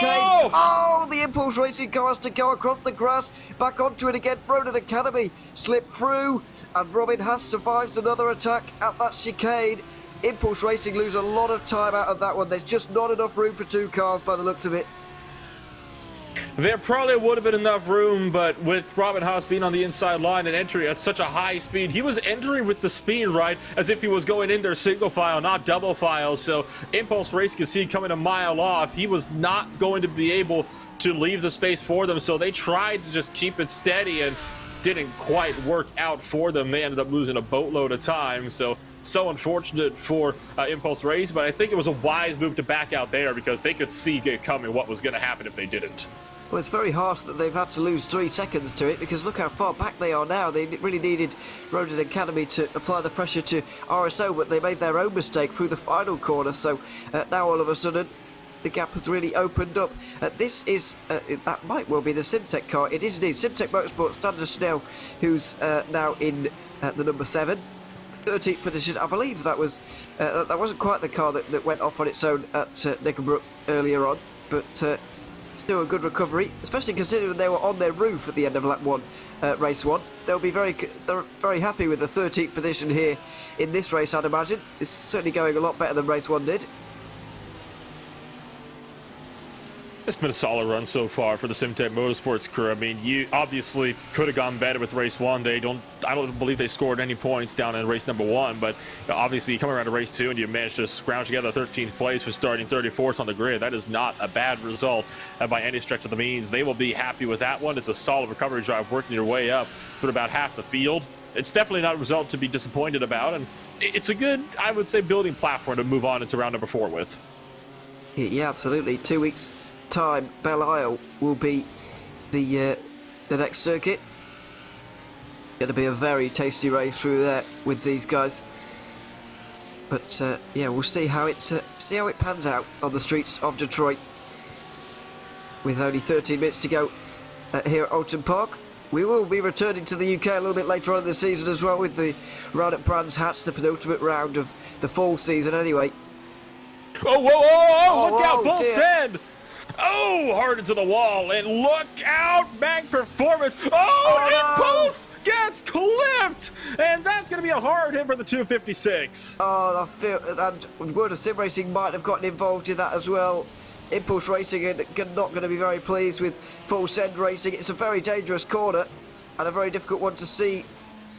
And oh dear, they've gone back to the pit lane to retirement for the 256, I'm afraid. Oh no. It was bound to happen at some point. Here is what happened. We just saw it in the background of the shot. Leon Erger goes a bit wide, loses control, spins, has a very long accident, spins around. Mag Performance managed to avoid, and he just tries to get out of the way. He is trying to get out of the way, I'm afraid. But I'm afraid the Impulse Racing car was already coming, and they were innocent bystanders in that one. Here's the 256. Oh dear, you've got to feel for them, you really do, and they get caught up in it. World of Sim Racing managed to avoid it all, but oh, you've got to feel very sorry for Impulse Racing there for being an innocent bystander in that one and getting caught up in it. Good gravy. That is not at all how we wanted to see that play out, and At the same, I understand, you know, Erger wanting to kind of, you know, get out of the way. It's an understandable reaction, and it's one I think a lot of us would have as well. But sometimes it is better to just kind of sit still and wait for there to be a gap, because having waited for those two cars to go by, he would have been able to do that. There would have been a problem. So it's a learning lesson, though, right? I mean, you want to get out of the way, and that's perfectly fine. But sometimes, in trying to, you know, get yourself out of the way, you only end up becoming more of a hazard. I think that was a prime situation of that right there. Yeah, it's not a nice situation to be in, really, being placed in that position on the road and not really being able to see what's going on. So yeah, he's just got a very unfortunate moment for everybody involved. Just Ronin Academy get through on one of the BMWs, lap BMW. They did make another mistake through turn 1, by the way, this lap, which has put them nearly 2 seconds behind RSO. Robin Haas might hold on for this, having not actually done that much defending. But Ronin Academy are going to be very unhappy with that because of the way, or because of what happened down into his laps, you would say. And of course, we've got Team RSO by 5-star, the number 298 just behind, rounding off a very good day for RSO. But also, if he can get involved with these two, then he could try and help his teammates, you know, try and win. If if Niels Benedict gets involved with Technow and Vern, then maybe he can kind of take some of the attention away from Robin Haas leading. It's a certain possibility, but he has to, of course, close up there first, and with under 10 minutes to go, that might be a little bit of an ask. But I have to see how this battle could play out. Between the two of them, it's about another 2 seconds separating them. Project Dynamic, the 21 car, dropping down the timing screens, and he has had a spin. I wondered if he was in pit road, if he had it off. It looks like he did have it off at the Lodge hairpin. We'll take a look at this one here. Final corner, Pro-Am leader goes for a spin on his own. Oh dear. So, all of a sudden the battle is back on again in Pro-Am, and it looks like Mag Performance might well be able to take their first victory of the season. The first victory not taken by Project Dynamic purely through a mistake of their very own. That could be very, very disappointing for them, as we look at the battle for second place once again. Now the problem that they have, are they going to fall into line and work with each other here, or are Ronin Academy and Impulse Racing going to battle? Because I think even one semblance of battling here is going to end the charge for a race win. But let's see how they treat each other. 2.3 seconds, the gap's getting a little bit large for this stage of the race.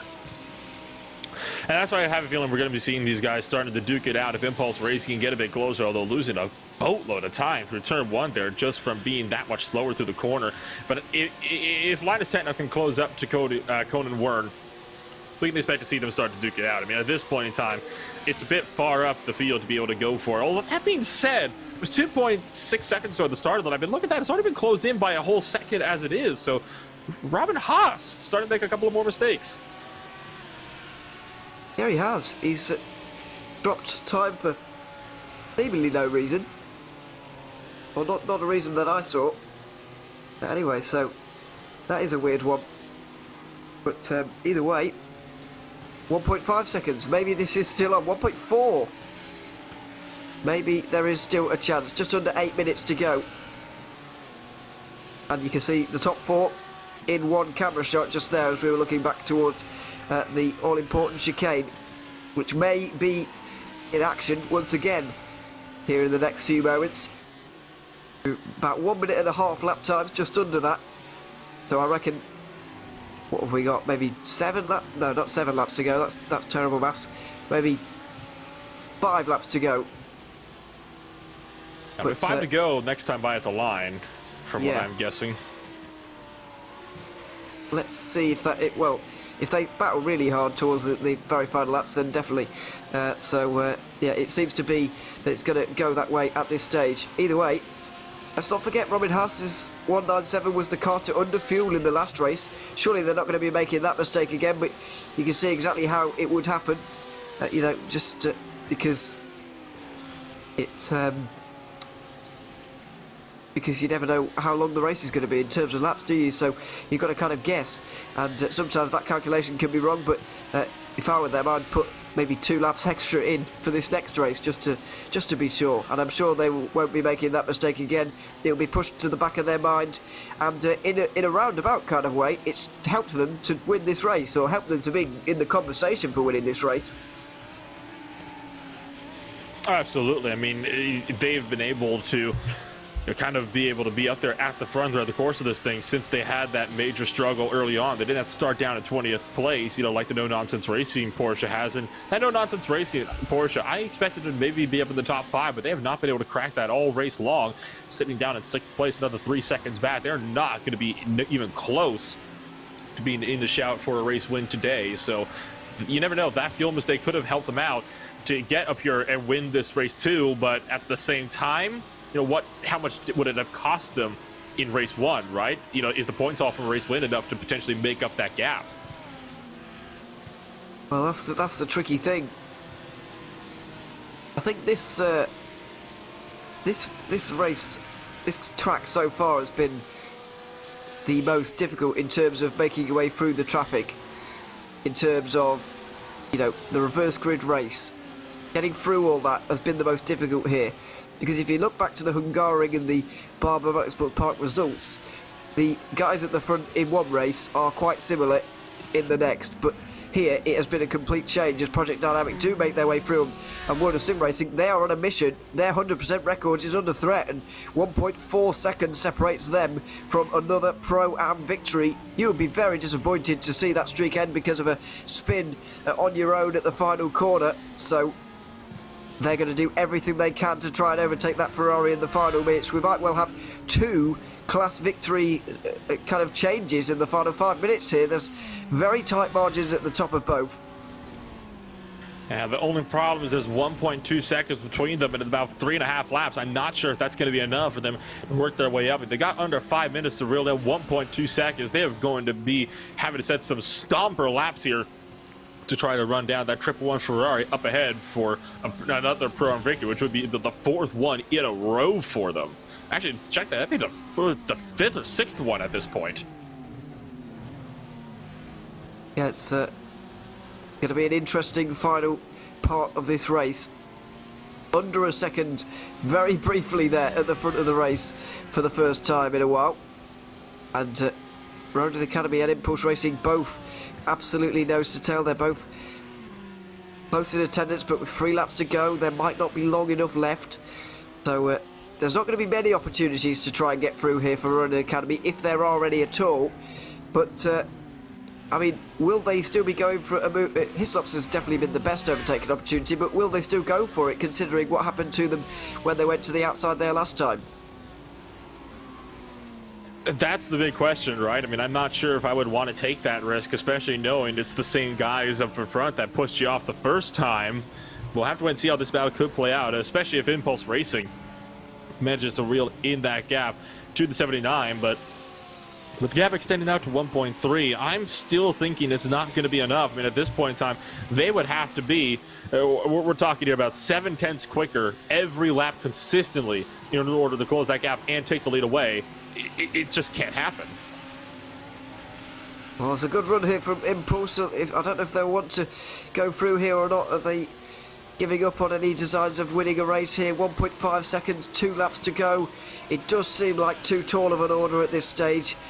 You can see how hard they're pushing, but I don't think it's going to be enough. It's going to be a lot closer in the battle for the Pro-Am lead. Here it is, going up the hill towards turn 15, and it might well happen now. Project Dynamic down the inside of Mag Performance, and here we go. Oh, it's close between the 2 leaders, and have to back out of it in the Lamborghini in the end. The Ferrari stays in front, the 111 defends from the front, but with 2 laps to go, the pressure is mounting, and it might well be too much for them. Slide out the final corner. They hold on for now, but there's still 2 laps to go, so let's see if they can till the very end. Through turn 1 for the penultimate time, and the pressure is starting to be piled on. The Lamborghinis have consistently been so much faster than the Ferraris, not just through this race, but all season long. and Project Dynamic trying to utilize every last horsepower that they have underneath that 21 machine to close up the gap to the 111. And look at how close they are coming around through the oil shells hairpin for the penultimate time. Oh, but it's a bobble from Project Dynamic that sees them lose half a second easily up towards the 111. That might have done them in. It may well, yeah, it may well have done. A lap and a half to go. And the opportunity for them to go for it here is gone, which is going to be the real hurtful thing about it. But there's still one more opportunity. Only one left for Ronin Academy now. It is under a second, 8/10 of a second. Robin Haas is holding on for the moment. I think he's going to run out of laps here and there in the 79. It's been a valiant effort from Conan Vernon. I think he was unfairly treated last time he tried to make an overtake on Robin Haas, but this time, oh, there it is! Project Dynamic down the inside of Mac Performance, and there it is, finally! They get back to the lead in Pro-Am to restore their 100% record, to try and win 6 out of 6, heading on to the final lap. They make the overtake, as both of these guys are slowing down in the Lamborghini. What on earth is going on here? On board with Linus Tech now, trying to get through on Vern up in front, but there's not many overtaking opportunities remaining. We've seen that move for the Pro-Am lead at the final corner. Maybe we'll see one here once again at the final corner. Is the good run good enough for the Impulse Racing car? He's going to look every which way. Outside line. Vern squeezes him. Oh, it's not quite enough. Linus Tech now doesn't quite have enough. But it's going to be Team RSO in the 197. And Robin Haas who's going to take the victory in race 2 here at Oulton Park. The HyperX GT Sprint Series delivers another fantastic race. Ronin Academy second ahead of Impulse Racing in third. RSO again in fourth. And that change for Pro-Am looks like it's confirmed. Project Dynamic goes 6-0. 6 wins, no losses. And you'd think it was a football tournament or something, but no. This is proper racing, and this is domination from Project Dynamic, who have won again by the looks of things. If they can just go through one final corner, this is where they came unstuck a few laps ago, but no such issues this time. They hold on by under a second ahead of Mac Performance, who put on a good show but weren't able to quite hold on in the end. A flash of the lights, a little bit of frustration in there, but I'm sure a bit of admiration as well for their opponents. But another great race in the HyperX GT Sprint Series here by IVRA. And, yeah, wow. Not a big margin at the front. Robin Haas just about holding on. Unbelievable stuff today. I mean, I talked about how Barber Motorsports Park was one of the more exciting races we've seen so far this season. Well, Oulton Park might just top that crown here. We'll have to see, of course, what comes around at Detroit, but I think so far this has got to be one of the best performances we've seen so far all year, and there's still quite a bit to go.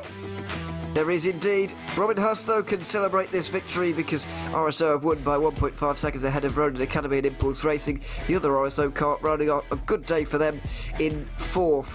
Impulse Racing also fifth position in the 257. No nonsense racing after their win in the first race. Sixth place in this one. Oscar T. Coper recovers to seventh after starting from outside the top 30. The AM winner Westwood Racing Esports finishing 8th place overall is a monumental result for them. A very, very well done to them. 69 RSR car finished in 9th ahead of Maximilian Fritz in the 5-star motorsport Porsche inside the top 10.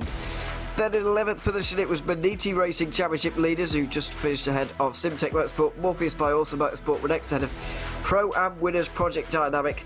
Mag Performance just missing out in the end.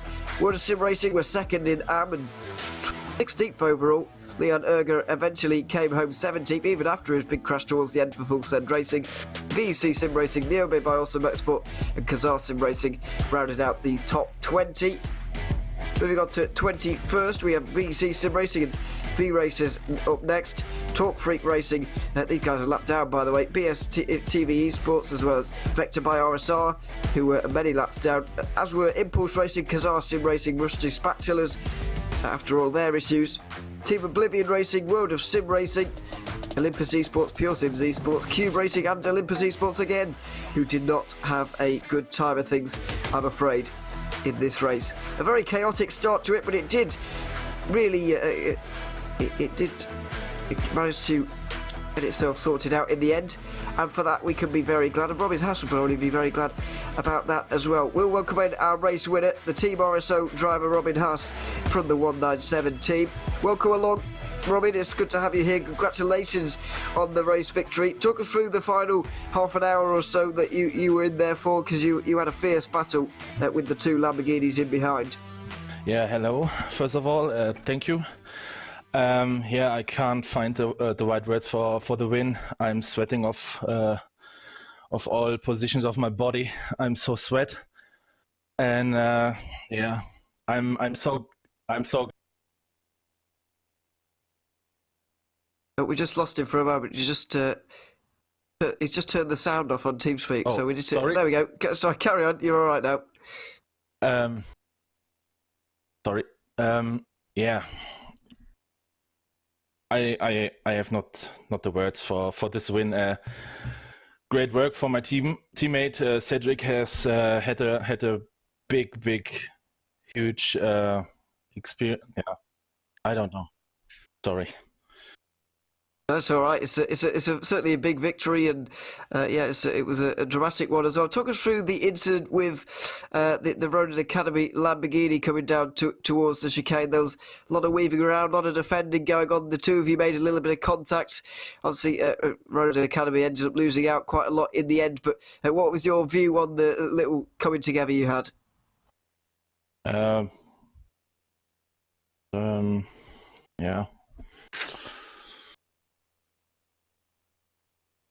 I don't know. Sorry. No, that's all right. I suppose. I guess one final thing: is there anybody you'd like to thank? Anyone at the team or anything that you'd like to thank before we let you go? Yeah, I thank my teammate Cedric and the whole team. And yeah, I hope the next races getting better and better. And yeah. That's it. Absolutely, yeah. Thanks very much for coming to join us, and congratulations on the victory tonight, Robin. Thank you. There we go, Robin Hass of the RSO team joining us after winning in the pro category and indeed overall. And now we didn't quite get to speak to them after race one and between the two races. However, Nolan, we've now joined as well by the Pro-Am winners from that race and indeed the first race. Indeed we are. So that will make it now 6 for 6 for you, Ibrahim. And I tell you what, that has got to feel very, very good for the Project Dynamic crew. You're going to set to lock this championship out early for the Pro-Am category at this rate. Yeah, good evening, everyone. That's what we're trying to do. Second race, at the end, I made it a bit harder than it had to be. But yeah, happily we did a good job today, and yeah, we managed to secure both wins again. So after all, yeah, a good evening, even if the end was a bit sketchy, but yeah. Well, despite it being a little bit sketchy for you, you still managed to pull off and maintain your 100% track record at the moment. And I'll tell you what, you had a good performance overall today. I mean, 6th place over in race number 1, certainly nothing to frown about. What did you think kind of helped you guys to get such a good position up in that first race? Well, first of all, we kind of we didn't take the best strategy by going to the top 5 in the warm-up, so we didn't have the opportunity to put in some good laps in Q1. So yeah, our Q2 wasn't as good as we would have expected it to be. But yeah, start of the first race, I think it's mainly down to people dying left and right and us keeping out of trouble again, I guess. You can call that luck, but we are really trying not to get into trouble, and it's paid out again. So I think that's mainly down to that. Well, keeping out of trouble is obviously part of what helps to, win races, especially in a series that can be as chaotic as this one. And speaking of chaotic races, I mean, next week up, street circuit racing at the Detroit Belle Isle. What's your take coming into that temporary street circuit? I mean, Belle Isle is it's known to be hectic for sure, and yeah, given how it was in the previous races, I think we can expect a lot more to happen there, and we'll have to be once again, just looking for for opportunities to be a bit faster, first of all, and yeah, stay safe like we managed to do both races today. Well, fingers crossed and that you'll be able to maintain that 100% record coming on over into races 7 and 8 over at Detroit Belle Isle. Well, thank you for taking the time to join us up here in the booth, and well, best of luck next week then at Detroit. Yeah, thank you guys, and just if I can have a last word, thanks to World of Sim Racing for letting us by at the end, because we really needed it. Sorry, and yeah, thanks to the whole team for supporting us again, and see you later. No problems, Ibrahim. Pleasure having you up here. Good luck. Yeah, there we are. We've spoken to the Pro winners, the Pro-Am winners, and we'll speak to the third place guys as well. We'll bring them in all at once because they're from the same team, Hendrik, Augustin, and also Linus Techno as well. First of all, we'll start with Linus, since you were in at the end there of race 2. It was good watching you try to get through on the RSO car. Unfortunately, you weren't able to do it, but just talk us through the moment when you really went on the attack at the chicane and you tried to make it past the Audi. Yeah, it's. I mean, Oulton Park, it's quite difficult to pass. So my mindset kind of was the first time he makes any mistake, I'm taking the chance, because if I'm ahead, I thought I would be able to defend for the rest of the race. So he got a bit on the grass out of the hairpin, so I got a run. He gave me the outside, and yeah, my only chance to try to make it work was to brake super late. So I tried that, but got a bit of oversteer on the entry, and then got too scared to hit the second tire barrier and end the race there. So I decided to open the steering and cut the corner instead. Yeah, it was probably the safer thing to do for everybody, I guess. But no, it was a good effort anyway, and it certainly made it entertaining for us, I guess.